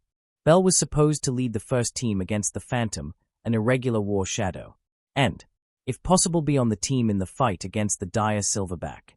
Alfrigg had made sure that a terrier would make Bell one of the team of 4 to face Volcana, the irregular Minotaur. Bell knew this and desired to practice on a regular Minotaur. However, with one day left, things were not looking that way. Bell threw a Rawdon Elding knife with red lightning coming off the blade. Smite. The lightning trailed behind it, propelling it faster than most throwing knives. The lightning element dealt an incredible amount of damage. The imp was dealt with, struck by the lightning and then the knife. Bell landed in front of an orc. He gave it a kick to the chest, sending it back. Bell took Surgiver and aimed it at the orc's neck. Fracas. The magical knife extended to lacerate the monster's neck. Black liquid oozing from the wound. Bell moved for a second Rawdon Elding knife. The orc recovered and began to swing. Its landform clud. Bell twisted his body to have himself get grazed along the back by the attack. Bell growled in pain and flicked his wrist. His knife flew between his legs and up into the eye of the monster. Bell moved with a sprint now that he recovered. He commanded Surgiver to his hand. Surgiver Niv. The magic weapon shrunk to its knife form and went to his hand. He took up 2 of his Rawdon Elding knives and gave them his spark. Smite. With 2 bursts of red lightning, the monster's will gave way. It collapsed with a thud as Bell collected his breath. He looked around to see his escort Hilda slay many imps and orcs. Bell was thankful that his party of 4 was not being overwhelmed. Lily collected his knives and walked them over to him. The orc turned to Ash as Cassandra pulled out the magic stone. Bell accepted the knives with a smile, noticing they were polished. Thanks, Lily. Lily blushed after raising her brows in surprise. It was nothing for Lily. It's a supporter's job to keep weapons in working order. Bell laughed as he stowed his weapons. Thanks, Lily. Lily pulled out a small box of peanut butter banana sandwiches and a water skin full of apple juice. She set up a small tray and blanket, getting a place ready for Bell to eat and drink. 2. Recover his stamina. The respawn rate was dropping as Cassandra walked over to Bell. She examined his back and applied some herb-packed compress. The herbs helped heal his body of the graze wound. Hilda was fending off the monsters so Bell could have a rest. Unbeknownst to Bell, a jealous Palum walked a fine line between treachery and preparing a comrade. Unlike his brothers, Dvalin was a level 3. Grar and Burling were level 2s, having been defeated by Bell in morning practice. But Dvalin was going to get rid of the weakling human that kissed his goddess. He brought out a magic item that got from the black market. It was a magic flute with a dragon head shaped foot joint. The bronze and silver-eyed dragon-inspired flute was called a drake flute. He brought it up to his lips. SND began to play. The drake flute began to wake the dungeon. Bell looked around as he finished one of his sandwiches. From the ground emerged dozens upon dozens of imps. The ground shifted as many a monster emerged from either the wall or the ground. Hilda was going to be kept busy, even at level 4. Bell heard a monster cry as 2 horns came from a far wall. Bell was aware that the 10th floor was an open space. Multiple parties could be on the floof at the same time. Cassandra looked to Bell. What do we do? Bell heard the dungeon come down on an unexpected party ahead of him. He gritted his teeth as he began to chant. He had to be quick. I race across the sky, bouncing from cumulus to nimbus, and plunge from stratus. Terra firma shatters when I land. Mine is the last sound you'll hear. I am lightning incarnate. Lightning consumed him as he began to run around. He put his all into his attacks as he defended his party, knowing that they would be most vulnerable. He hated himself for not being able to help the unexpected party. He felt that a hero was supposed to be there when the dungeon lets its fangs show. XXXXXXXXX. Near Valen was a shattered ground that had a large bull head emerge, its horns of huge size. The front legs were that of an ox, having heavy and powerful hooves. The back half was that of a lizard, covered in bull fur. Its long lower half had a lengthy tail and claws on the back feet. The reddish-brown fur was bright and stood out as the irregular infant dragon declared its birth. A party of adventurers from the Loki Familia were scared beyond belief. Line and Elfie were practicing their skills trying to get their strength and defense up. They didn't know that an irregular was going to show up. They saw the body of their fallen comrade Arx lay across the floor. He was their warrior, who tried to keep the hoof of the monster back. However, the number of imps and orcs was soon too much. The bull dragon began to inhale.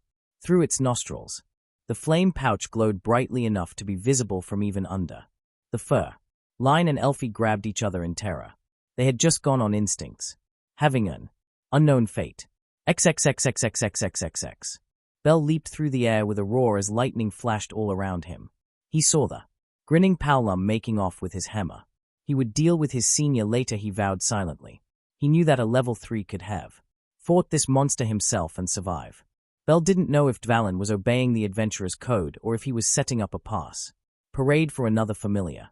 Either way, Bell was angry that one of his betters would stain the familiar like this. Bell was relieved that Hilda got Lily and Cassandra away. Aphrodessa was currently training Anna at home. It seemed Anna wanted to be more than just a model, but she would need the practice and pass the same test Bell did earlier in the month. Bell flung the 5 roared and ELDing knives as Hot and Smite both activated simultaneously. Smite of Hot. The red lightning combined, raging across the bull dragon's body. Fire broke out on its flesh, and the neck tossed back from the impact of the knives. The fire breath that it tried to let loose slammed into the ceiling. Bell felt one of the ancestors made of lightning leave him. He didn't know why the one with red eyes always left him first. He heard thunder in his heard that sounded like a woman's voice. I'm with you to the end. Bell opened his eyes with fresh determination. The end is not today. XXXXXXXXX. Line and Elfie saw the white-haired young man land in front of them. They witnessed as he took out another knife, purple with granules of rainbow. The man introduced himself as he dropped a pair of potions. Freya Familia member, Bell. Cranel. Bell asked the pair, you look like mags. How long do you need to prepare a spell? Line reached into her bag. Not long with scrolls. Which would you prefer, boost, healing, or damage? Bell did not know what a scroll was, but assumed it was a magic item similar to a grimoire. Something Freya had discussed with him. Bell replied quickly as he took Surgiva into a reverse grip. I'll lay on the damage. But whatever you can boost would be appreciated. Elfie took one and stood up with her staff extended out. She pulled the scroll tab with her thumb, letting it unfurl. It began to glow as she spoke. Strength and agility is needed for our comrade. Bell charged in as he leaped at the bull dragon. He took a hoof slam and crashed into the floor. The monster bellowed as it went for him. Bell rolled over and threw Surgiva with the lightning of the white-haired woman. As the second hoof missed its target, the bull dragon felt its shoulder be impaled. Bell noted that the stun wasn't going to last long, and his Rawdon ELDing knives were still in the monster's neck. Elfie continued as Bell went to recover his knives. Let his leaps and impacts be hot with fire. Grace him with the heat and ferocity of Vesuvius. Lava bomb. Fire and stone left Elphys' staff and swirled around Bel. He instantly felt his strength increase. He formed a fist and saw that the stone and fire gave him a gauntlet of magma. Bel wailed on the bull dragon as he used his free hand to take his knives. His gut felt the whip of the tail as he flew through the air. Blood came from his mouth as his armor dented. Line prepared a spell of her own. Rain, wind and clouds. I plead for your relief. Bring coolness and shade, relieving and relaxing our troubles. Healing drizzle. Bel landed and went back in. A personal rain cloud over his head poured a healing rain. With two of his throwing knives, Bel felt hot give him his throw artist developmental ability. Again. His back burned as he went in again. He activated his Walpertinger skill, feeling a greater boost in strength and agility. He threw his knives and slid behind a tree for cover. His throw artist developmental ability allowed his knives to curve through the air. Red lightning cracked through the air. Smite. Bel inhaled as he began to chant. Wood and oil fuel the fire of the world. But your trust fuels the fire in my heart. Soul fire. His wounds heal from Cassandra's soul light. He slowly changed to SYR through Varna Seath, gaining the skills and developmental abilities of his idol. He used Lily's Cinderella to give himself his original form. Bel went through the battlefield now prepared. He began to use SYR's skill Love is War, letting the monster be charmed. His strength and defense picked back up with Walpertinger. Ending. He poured his magic into the Quicksilver skill of SYR's, feeling his agility pick up. Bel held out his hand calling forth his weapon, Surgiva. Line and Elfie were astonished by Bel. The unknown audience that the three had growled in frustration. Dvalin brought forth this monster to destroy his rival, not to test his mettle. Bel went into with a series of slashes from Surgiva and retrieving his Rawdon ELDing knives. Bel saw the monster fall down and gritted his teeth. His free hand gripped his Rawdon ELDing knives. Red lightning swallowed them as Bel flung the 5 at the now exposed magic stone. Smite. Line and Elfie closed their eyes at the flash of light. Ash flew down as Bel saw a large hoof. Drop down. Bel plopped down as he heard a voice in the distance. Line. Elfie. Bel turned his head feeling soulfire expire. He saw the Loki Familia's Amazon, Tiona, arrive, carrying a 2-handed sword. She was accompanied by Hilda. Hilda approached him as Tiona hugged her Familia members. She looked at him noting his torn clothes and missing chest plate. Goddess Freya will be very pleased. XXXXXXXXX. Bel Cranel. Race, half-spirit, Tonitrus. Occupation, adventurer. Alias. Excelsior, 185-786-195-000. Strength, 996S. Defense, 995S. Dexterity, 1002SS. Agility, 1045SS and Magic, 902S. Magic. Lightning incarnate. I race across the sky. Bouncing from cumulus to nimbus, and plunge. From stratus. Terra firma shatters when I land. Mine is the last sound you'll hear. I am. Lightning incarnate. The user's dexterity and agility dramatically increase, drawing on the fauna of their ancestors. Their body produce a blue aura that is reminiscent of lightning, and their touch stuns most targets. The time the stun lasts varies depending on the magic. Basic ability. Our soul fire. Wood and oil fuel the fire of the world. But your trust fuels the fire in my heart. Soul fire. The user activates the magic of those that trust them, using it for themselves. Skill. Glyaris freeze or fast growth as long as the feeling lasts. The strength of the effects corresponds with the level of the user's feelings. As a side effect, it makes the user immune to divine influence and charms. Walpertinger, or the user can decrease their defense basic ability and put it in strength or agility. The user can use the skill for 3 minutes. As a side effect, the user's mind replenishes slightly after each use. The skill has a 10-minute recharge. Our smite, or the user can give mithril weapons an electric charge. The greater the charge, the more dexterity they lose. The dexterity will replenish itself. The skill can make mithril weapons look like lightning bolts. A hot enables the user to temporarily be able to use the development ability throw artist when they are wielding a small throwing weapon. The effects are dependent on their level. Freya smiled in pride as she looked through Bel's Excelsior. She hugged him from behind and kissed his neck as he went to sleep. You're amazing, my order. Chapter 12. Bell leaped through the air, hearing the crowd from the Arcanum-produced windows. Bell kicked Phantom in the eye and slammed it back easily. His newly acquired high basic abilities made him on par with a newly level 2.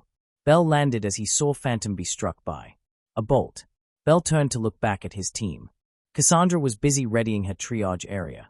Lily was laying out a mat with various throwing knives on it as well as potions. And Anna was letting her bow fire arrows at Phantom to back up Bell. Bell went over to Lily and was handed 2 throwing knives. Bell sank some money into some disposable mithril knives. He had lost 2 of his Rawdon ELDing knives in the fight. With the irregular infant dragon, named by the guild the Bull Dragon.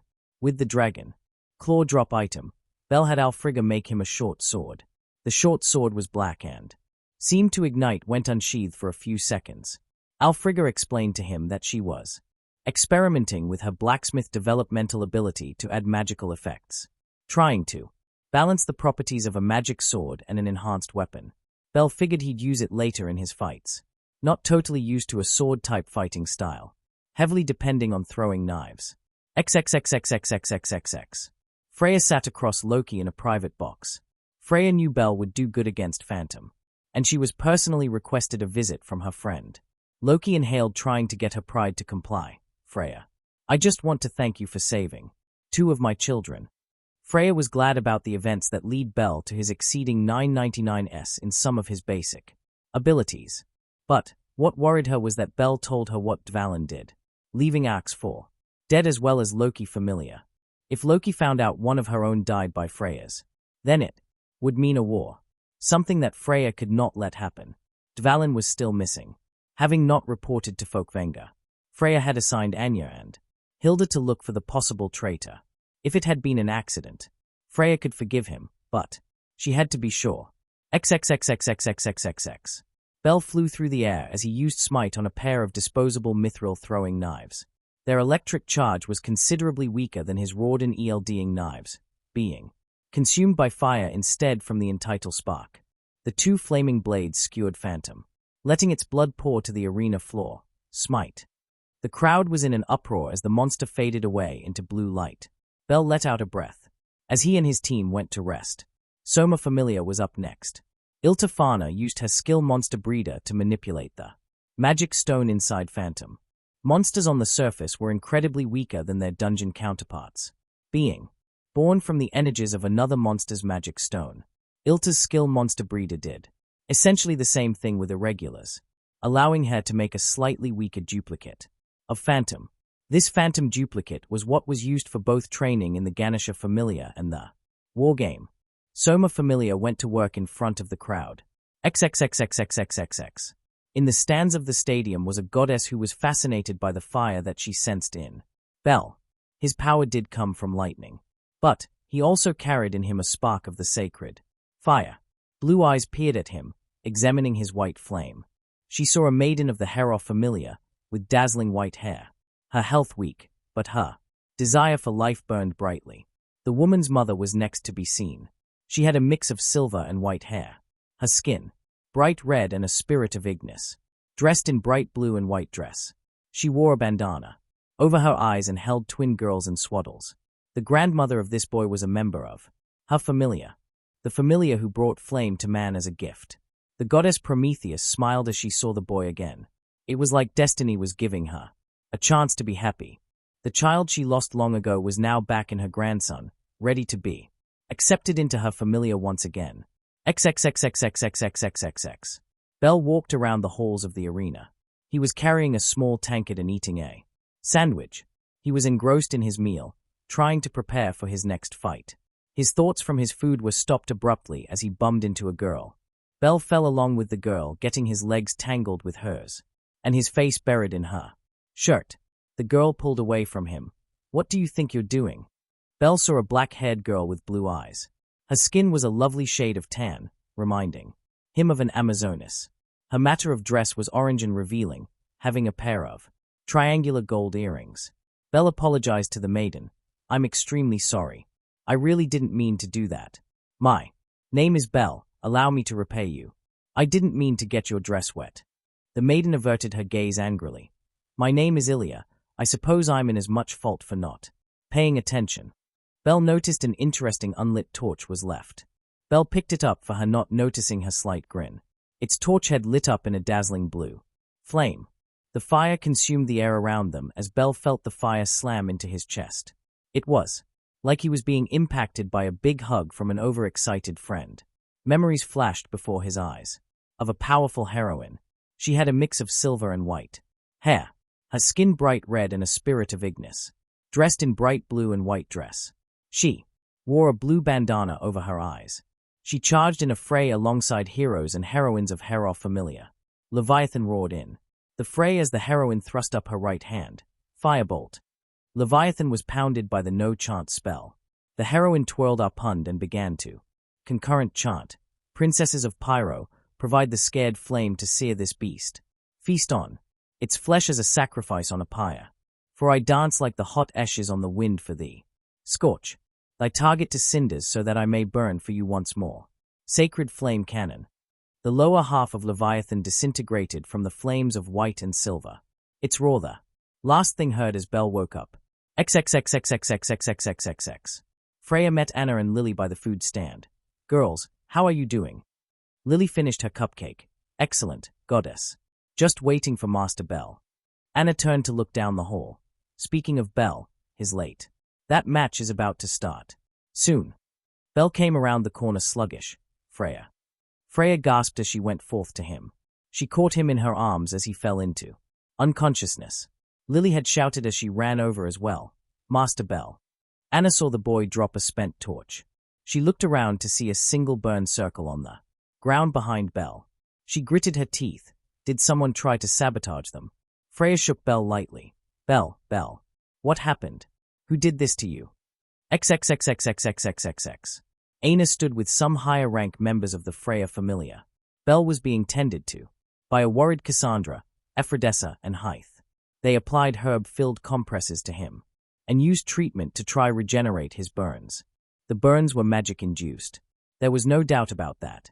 It looked as though he was burned alive, only saved by his fauna and high-defense basic ability. Ateria looked to Aina. This is unacceptable. Where was Ganesha Familia members? They should have been patrolling the halls to ensure a fair competition. That was your insistence. Is Soma Familia so desperate to win that they use underhanded tactics such as this? Aina responded, looking at the poor boy who moments ago was being doused down in mind. Potions and potions. We don't know who did this, or if it was even Soma Familia. Without witnesses, there is no way to know. The room stopped as the boy called out in his sleep. Ms. Syr. Freya blushes slightly before she spoke with her full divinity. I want the room empty. Ateria, have Anya and Alan lead the battle for round 2. +2 of the Andrimni 2. Support them. Belle should be ready for the third fight. As for round 3, Syr will take Anna's place. Lily and Cassandra will also be fine. Ateria looked to her goddess. She wanted to protect her, but knew that the Familia could always forfeit if they felt a member or two was in too much danger. Freya would never let herself abandon her children. Syr would be fine so long as she didn't use Arcanum. Freya blushes slightly before she spoke with her full divinity. I want the room empty. Ateria, have Anya and Alan lead the battle for round 2. +2 of the Andrimni 2. Support them. Belle should be ready for the third fight. As for round 3, Syr will take Anna's place. Lily and Cassandra will also be fine. Ateria looked to her goddess. She wanted to protect her, but knew that the Familia could always forfeit if they felt a member or two was in too much danger. Freya would never let herself abandon her children. Syr would be fine so long as she didn't use Arcanum. Ateria nodded as the room soon became empty save for one guild receptionist. Freya looked at the pain in her eyes as she saw Aina approach Belle. Aina's eyes asked her for permission. Freya sighed with closed eyes. Go ahead. Aina whispered into his ear. You've done so well this month. 3 adventurers have told me that you're their hero, and I just want to let you know. You're my hero too. Please, come back from this adventure. Freya was now alone with her beloved. Freya gently turned him over as began to update his fauna. The Excelsior showed everything. Up throughout the day. It got weird when a blue mental flame whipped in front of her vision. Freya's brows drew together. Her Belle was being poached by another deity. Nothing could affect a child's fauna other than Ica. Items such as Status Thief and Status Eliminator used the Ichor of a random deity to give access to the fauna or erase it completely. Whatever the new challenger did, Freya was sure that they used their Ichor to do it. The question was how. His fauna was still her blessing. She decided that this would be a project for her and Horn later. Bel Cranel. Race, half-spirit, Tenitrus. Occupation, adventurer. Alias. Excelsior, 195,000-195,000. Ready for level up. Strength, 1007 SS. Defense, 1002 SS. Dexterity, 1135 SSS. Agility, 1265 SSS. And magic, 1000 SS. Magic. Lightning incarnate. I race across the sky, bouncing from cumulus to nimbus, and plunge. From stratus. Terra firma shatters when I land. Mine is the last sound you'll hear. I am lightning incarnate. The user's dexterity and agility dramatically increase, drawing on the fauna of their ancestors. Their body produce a blue aura that is reminiscent of lightning, and their touch stuns most targets. The time the stun lasts varies depending on the magic. Basic ability. Our soul fire, wood and oil fuel the fire of the world. But your trust fuels the fire in my heart. Soul fire. The user activates the magic of those that trust them, using it for themselves. For Pyromania, or progenitors of Pyro, incinerate all the plights in my sight. Fling your torches and dance in the chaos of fire. Pyromania. Pyromania is a magical aura that allows the user to use any fire magic. The user must have a full grasp on the understanding of a spell and its chant to use said fire magic properly. The magical aura protects the user from all fire damage. The duration of the aura is based on the user's magic basic ability. One short chant fire magic per 300 F, 600 C for a medium chant and 900 S for a long chant. If the user had 900 S, then they could use one long chant fire magic or a combination of medium and short chants. The result of Pyromania is always mined down. The user will be unconscious after using Pyromania. Skill. Glyaris freeze of fast growth as long as the feeling lasts. The strength of the effects corresponds with the level of the user's feelings. As a side effect, it makes the user immune to divine influence and charms. Walpertinger, or the user can decrease their defense basic ability and put it in strength or agility. The user can use the skill for 3 minutes. As a side effect, the user's mind replenishes slightly after each use. The skill has a 10-minute recharge. Our smite, or the user can give mithril weapons an electric charge. The greater the charge, the more dexterity they lose. The dexterity will replenish itself. The skill can make mithril weapons look like lightning bolts. A hot enables the user to temporarily be able to use the development ability throw artist when they are wielding a small throwing weapon. The effects are dependent on their level. Freya looked over the developmental abilities that he could access. Astonish would be putting how she was feeling lightly. Bel had access to 4 developmental abilities, each one rarer than the last. Mage improves power, widens effect range, and makes mind usage efficient. As a benefit, it created a magic circle to support the user's magic. Throw artist, expertise with throwing weapons that allows manipulation of trajectory at higher levels. Increases the distance of thrown weapons, allowing for greater reach at higher levels. Hero improves abilities when fighting for a person's life, freedom, or happiness. Luck improves luck. Higher chances of Deus Ex Machina. Freya locked the status at capped 1. She hid the fauna and returned her beloved back to her. She moved herself to have his head resting in her lap. She chanted the spell that would turn her into SYR. She let Bel rest, knowing that round 3 would happen tomorrow morning. Chapter 13. Canoe looked at the lightning bolt magic sword.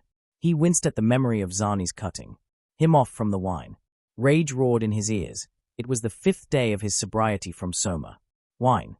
He dropped another empty liquor bottle. The man said with quiet fury, nothing. He no longer felt the serenity of the divine drink. Its effects maddening. He gritted his teeth as he heard the cheers of the crowd outside. That damn white hair ruined everything along with that thieving whore. Those were the thoughts going through his mind. His flame of life went from purple to dark. Purple, with sparks of black. A voice calmed him for a moment. The divinity of a deity. Child, what ails you? XXXXXXXXXXXXXXXXX. Bell was with SYR looking over his developmental abilities. He had recovered throughout the night. He asked her with a smile, "Would you be all right with Hero?" SYR giggled, "It's your Falna. It's up to you." Bell hummed in thought at the previous month. "This is going to cause a problem for you. The 3 fastest levels up are the Sword Princess at 14 months, Dungeon Queen at 14 months, and some change. Then, you the Falco at 10 months, I remember even from the countryside." About the controversial nature of SYR Flova. Bell had been an adventurer for 28 days, going on to 29. He had leveled up in less than a month. Something unfathomable to the world, let alone the audience of the deities. Bell looked at SYR. "I still don't remember how I got burned from head to toe. In the middle of a hallway, no less." SYR glared slightly. "Leave that to me and my attendant. We will find the culprit." Bell pointed at Hero on the paper. "This is my choice. Above all else I wished to be a hero when I came here. And now it's like fate is cheering it on for me." SYR giggled again. "You know who put that thought in your head, right? The guild receptionist." Bell blushed as he looked at the table where his medal was. "Ms. Aina." SYR piped up. "Ms. Aina? Since when did anyone other than I get a Ms.?" Bell blushed from her teasing. "Not like that, SYR." SYR smiled at her beloved. "You're growing up so fast." Bell blushed as he got up. "Excuse me." Bell went and got out a box from his chest. SYR peeked a brow. Bell opened the box to show a pair of purple adamantite vambraces with emerald studs and brown leather straps. The lilac frame of the vambrace shingles were mithril. Bell smiled to her. "Lady Alfrigg smith these to order. Mithril-lined vambraces to allow your mystery easier manipulation." SYR picked them up as a tear dripped down her cheek. "Oh, you kind man." She felt his lips capture the tear on her cheek. "Tastes like happiness." SYR then leered at him as she grabbed him by the shirt collar. "Now you've awakened the falcon, and she's hungry for rabbit."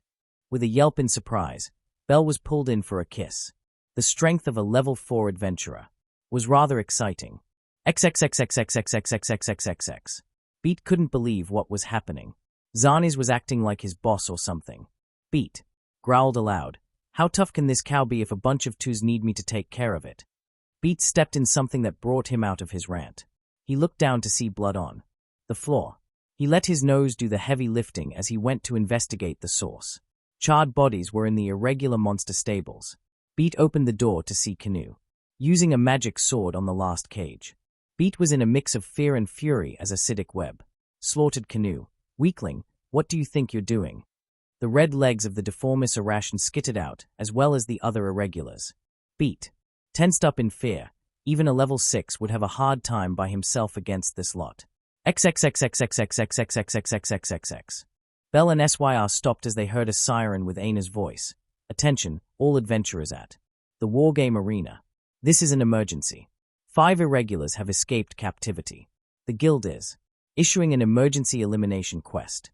All spectators please evacuate calmly and quietly through the evacuation charts found at most busy intersections and hallways. This is not a drill." Bell turned over as SYR began the update. Bell had made his decision earlier. His developmental ability was going to be Hero. XXXXXXXXXXXXXXX. Alfrigg, Grey, and Borling were fighting in one of the stands against the green long. It let out a bright emerald flame and soared through the air on the wind. The Gulliver siblings were backed up by Hilda, Haydeen, and Hogni. In the basement was the deformis Arashan and Eteria. The two fought ferociously as a variety of mags that were there to support Soma Familia chanted, preparing their magic to back up the Dungeon Queen. XXXXXXXXXXXXX. Beat was battered from his earlier fight against the 5 irregulars, and was currently fighting Volcana and Dire Silverback. The two seemed to be working in tandem. With his stamina failing him, he looked at the landform Bardiche that was coming down on him. His only memories were of Selenia and Line. He closed his eyes in acceptance. He was still too weak. A voice grunted and said with gritted teeth, "Mr. Beat, are you all right?" Beat snapped open his eyes in part rage and surprise at the familiar voice. Beat tried to move in pride towards Bell when a hand grabbed at his tail. He turned his head to see Lily trying to hold back tears as she uncorked a potion. "Hold still, Mr. Beat. Lily is doing her job,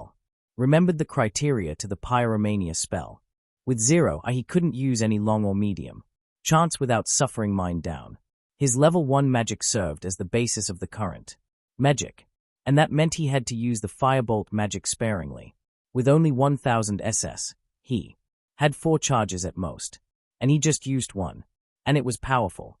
Bell leaped and went in for a hammer fist, knocking the irregular by the horn. Bell called for his weapon, Surgiva. The javelin ripped itself from Volcana and spun to its master. Bell caught it and began to chant in midair a second spell, I race acro dash. Volcana didn't slow much once the pain of the shoulder removed itself. So, the irregular Minotaur jutted its horn at the boy. If it wasn't for Bell's armor, he would have been skewered.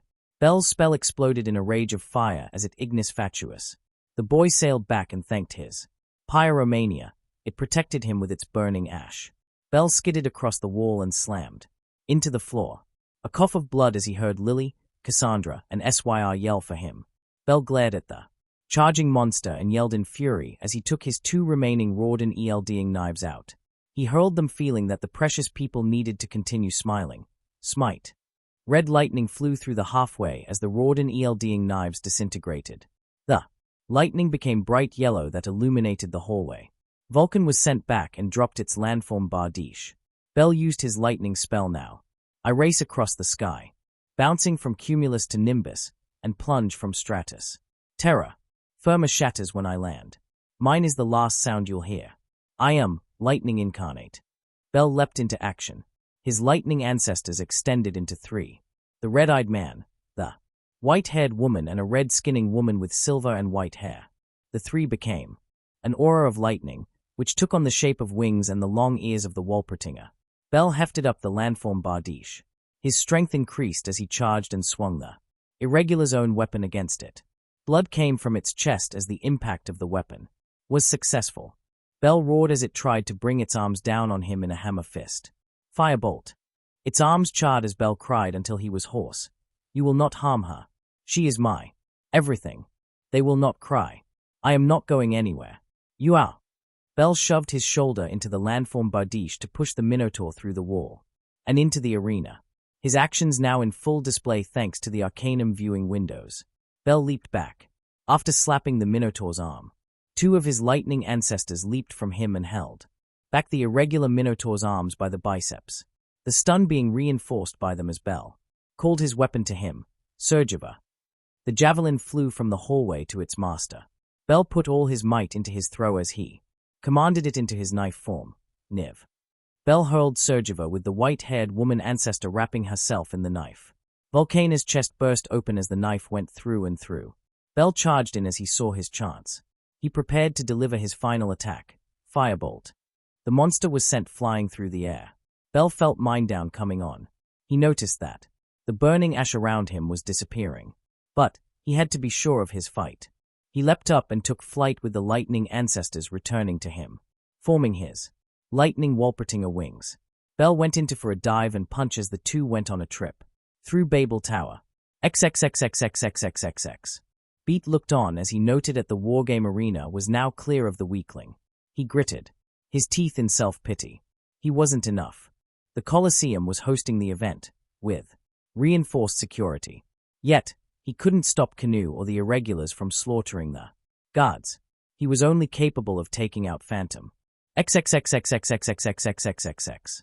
SYR bounded through Orario. The people were panicking as they ran after seeing Bell fly through the air. The damage to Babel was immense. They had to fall through 15 floors at least. Her feet went past the stairs and landed directly on the first floor. She looked on astonished. As Bell stood before her, a leg broken and looking drenched in potion. Blood was being held back from shards of glass.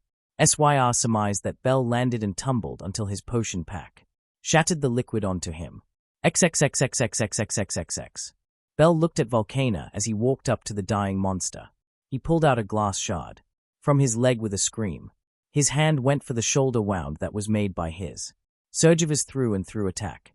With a shoving of his hands he tore through the flesh, up into the neck, lacerating the neck open and letting out the monster's blood. Bell's own hands bled from the glass shard as he began to open the Minotaur's chest. He reached for the magic stone and pulled it out. The body cracked all over as the fire at its horns extinguished. The bones of the chest that served like plate mail splintered. The body turned to ash and an irregular Minotaur horn was left as a drop item. XXXXXXXXXXXXXX. 2 days later, Beat and Reveria were walking to Folkvanga. Beat had been released from the Dien sect. Familia Hospital. Borling let the pair in. Horn of Freya waited patiently for the audience. Her goddess was elsewhere in Orario with Bell. Somewhere private. SYR, Hythe Velvet and Cassandra were treating him, nursing him, back to health and mending his wounds. Beat bowed to Horn of Freya and said to the person he perceived as a goddess, I humbly beg for your forgiveness. It should have been me to save Bell Cranel, not the other way around. Horn of Freya played her role efficiently. Understood. I will pass along the message. I hope, going forward, you treat him as well as all adventurers with the respect they deserve. Beat replied begrudgingly, I'll do my best. Horn of Freya looked to Nine Hells next. What is it you need, child? Reveria Ijos Alf curtsied the goddess. I would like to reward the exemplary display of valor that Bell Cranel has shown 2 of my wards, Line and Elfie. It is my understanding that he could not concurrent chant when fighting Volcana, resulting in ignis fatuus, something that could have turned the battle to his disadvantage. I wish to not see that happen to him in the future. As a reward to him, I wish to train him. Horn of Freya looked at her with a raised brow. Hilda, Haydeen and Hogni can both teach him if he should need it. Why would I let you teach my child? Reveria replied honestly, I feel indebted to him. That is all. Horn of Freya nodded. Very well. I'll give you permission to come and go as you please in Folkvanga, with the intention of training him. If you require to train him at Twilight Manor, then that is up to Loki. Chapter 14. Freya grumbled to herself, remembering how excited Bell was at receiving his alias. He was giddy at possibly being named one of those ridiculous Chinibya names like Burning, Blaze of Death, Fire Blizzard, or Tornado Typhoon. She really wanted him to be her Vanadis. Order. What made her extra grumpy was what Eteria replied to her with, he's a child. He doesn't realize how long you've waited for him. Think of it this way, when he becomes an executive, then he will be Vanadis Order. In the meantime, reward him for the level up and amazing brawl with a similar name. Freya walked up to the doors of Donatus, newly determined, until she heard her friend pipe up. Freya, what's the big idea? Are you cheating? First Eteria and SYR level up in incredible amounts of time. Now this little rookie from nowhere is leveling up in less than a month. Beat B says has been an adventurer for 36 days, a week of which has been him spending time on the mend. Spill it, what's going on? Freya turned to Loki, feeling the war part of her divine claims over Prowl. Her eyes looked Loki so sharp that the jester's spine buckled slightly. I do not cheat. However fast my Children climb the ladder closer and closer to godhood is between me and them. You should treat my children with more respect. After all, Zeus will now lose his reputation of having the only level 8. Loki asked in fear. Don't tell me, Dungeon Queen leveled up too. With a single nod, Freya made her ways through the doors. XXXXXXXXXXXXXXXXXXX. Bell was ecstatic as he looked over his new status. His alias was absolutely the best. Crimson Cavalier. He immediately imaged himself wearing a red crown and holding a gold shield. Bell Cranel. Race, half-spirit, to nitrous. Occupation, adventurer. Alias, Crimson Cavalier. Excelsior, 227-195-000. Strength, 135H. Defense, 272G. Dexterity, 302F. Agility, 315F. Magic, 94 Iron Hero, I. LVL 1-Strength, 1007 SS. Defense, 1002 SS. Dexterity, 1135 SSS. Agility, 1265 SSSS and Magic, 1000 SS. Magic. Lightning incarnate. I race across the sky, bouncing from cumulus to nimbus, and plunge. From stratus. Terra firma shatters when I land. Mine is the last sound you'll hear. I am lightning incarnate. The user's dexterity and agility dramatically increase, drawing on the fauna of their ancestors. Their body produce a blue aura that is reminiscent of lightning, and their touch stuns most targets. The time the stun lasts varies depending on the magic. Basic ability. Our soul fire, wood and oil fuel the fire of the world. But your trust fuels the fire in my heart. Soul fire. The user activates the magic of those that trust them, using it for themselves. Pyromania, or progenitors of Pyro, incinerate all the plights in my sight. Fling your torches and dance in the chaos of fire. Pyromania. Pyromania is a magical aura that allows the user to use any fire magic. The user must have a full grasp on the understanding of a spell and its chant to use said fire magic properly. The magical aura protects the user from all fire damage. The duration of the aura is based on the user's magic basic ability. One short chant fire magic per 300 F, 600 C for a medium chant and 900 S for a long chant. If the user had 900 S, then they could use one long chant fire magic or a combination of medium and short chants. The result of pyromania is always mined down. The user will be unconscious after using pyromania. Skill. Glyaris freeze are fast growth as long as the feeling lasts. The strength of the effects corresponds with the level of the user's feelings. As a side effect, it makes the user immune to divine influence and charms. Walpertinger, or the user can decrease their defense basic ability and put it in strength or agility. The user can use the skill for 3 minutes. As a side effect, the user's mind replenishes slightly after each use. The skill has a 10-minute recharge. Our smite, or the user can give mithril weapons an electric charge. The greater the charge, the more dexterity they lose. The dexterity will replenish itself. The skill can make mithril weapons look like lightning bolts. A hot enables the user to temporarily be able to use the development ability throw artist when they are wielding a small throwing weapon. The effects are dependent on their level. Developmental ability. Hero improves basic abilities when fighting for another person's life, freedom, or happiness. Does not increase basic abilities when alone. Prerequisite, another person must be present. Alfrigg interrupted his day dreaming with a bonk on his head with her spear. Hey, quit day. Dreaming already. Bell nodded to her. Yes'm. Bell unsheathed his black shortsword Bruni seeing the sword ignite in purple flames. The ignition smothered out after 20 or so seconds, but was still hot to the touch. Bell swung it at one of the plate mail wearing dummies to see that the 5th floor adamantite melted against the sword. It was like cutting into a candle with a hot blade. Easy. Bell sheathed his short sword and pulled out Surgiva. The knife had recently been repaired by Alfrigg. The battle with Volcano was incredible, leaving it severely damaged. Bell went in close and stabbed at the armor, giving it a deep cut. Bell put away Surgiva and took out his last original Rawdon ELDing knife. Alfrigg was going to make him some more from the Volcano Minotaur horn. Bell sent the knife at a short distance and was unsurprised when it bounced off the armor. Bell realized that no matter the amount of repairs, weapons do break down. Bell looked it over and saw his reflection in it. He walked up to Alfrigg after spinning it a few times. He reverse-gripped it before putting it on Alfrigg's table. "I'd like to retire him. Råden Luca, please." Alfrigg looked over the knife and looked back to him. It would be fitting. "So, what should the next set be named?" Bell grinned as he replied, "Råden Gildy, Return of the Red Lightning. XXXXXXXXXXXXXXXXXXX. Horn Rsyr, Anya, and Hilda were fighting on the 26th floor in the water capital. While Freya had to attend the Donatus, she wanted the three to train. Anya and Hilda were both level 5, assisting Horn Syr in training. Freya wanted Syr to be ready to level up once more. She was inspired by Bell's rapid ascent. The two level 5s was eliminating Iguazus while Horn Syr faced off against an irregular Kelpie which was topaz in color. The horse-like monster was fighting her with all its might. Horn Syr did eventually slay it, winning the Kelpie Mana. The mostly Orichalcum drop item was specifically requested by Freya Syr when she heard from Aina via an elimination quest that it had been spotted on the 26th floor. Horn Syr looked to her comrades as she hefted up the drop item. Goddess Freya's grocery list is complete. Let's head back.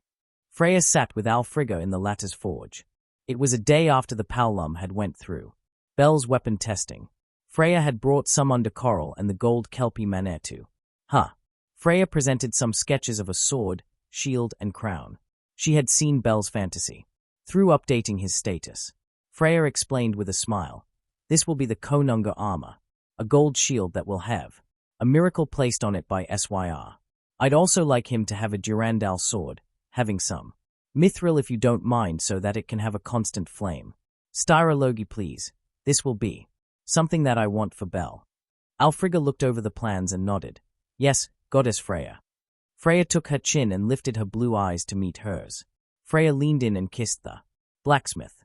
The Paulum moaned under the kiss as she felt Freya lick her mouth, teasing her tongue. The lip lock was so divine that Alfrigg quivered as she heard a drip from her loins become a steady stream. Freya released her and Alfrigg plopped in her seat, shivering in delight. "Consider it a down payment." Alfrigg stood up with inspiration and began to push her goddess out the door, her cheeks sporting a heavy blush as she told Freya, "Out of my shop, I have work to do." It was a week later and Bell was waiting for Freya. He had been invited to Babel for a private dinner. Bell had been let in by Horn. She was dressed like a waitress. Soon enough Freya came in with Alfrigg. The latter carried a suitcase. Lily arrived soon, after being instructed to come as well. Alfrigg opened the suitcase to show Bell a pink ruby sword with gold wing-style hilt, along with a gold shield that had silver and a rubies, all with a red crown that Bell looked at, with tears welling up in his eyes. Freya kissed his lips once he looked at her. Happy level up, Crimson Cavalier. This would be all for today and this next story coming soon, so please like and subscribe to get informed as soon as next part drops.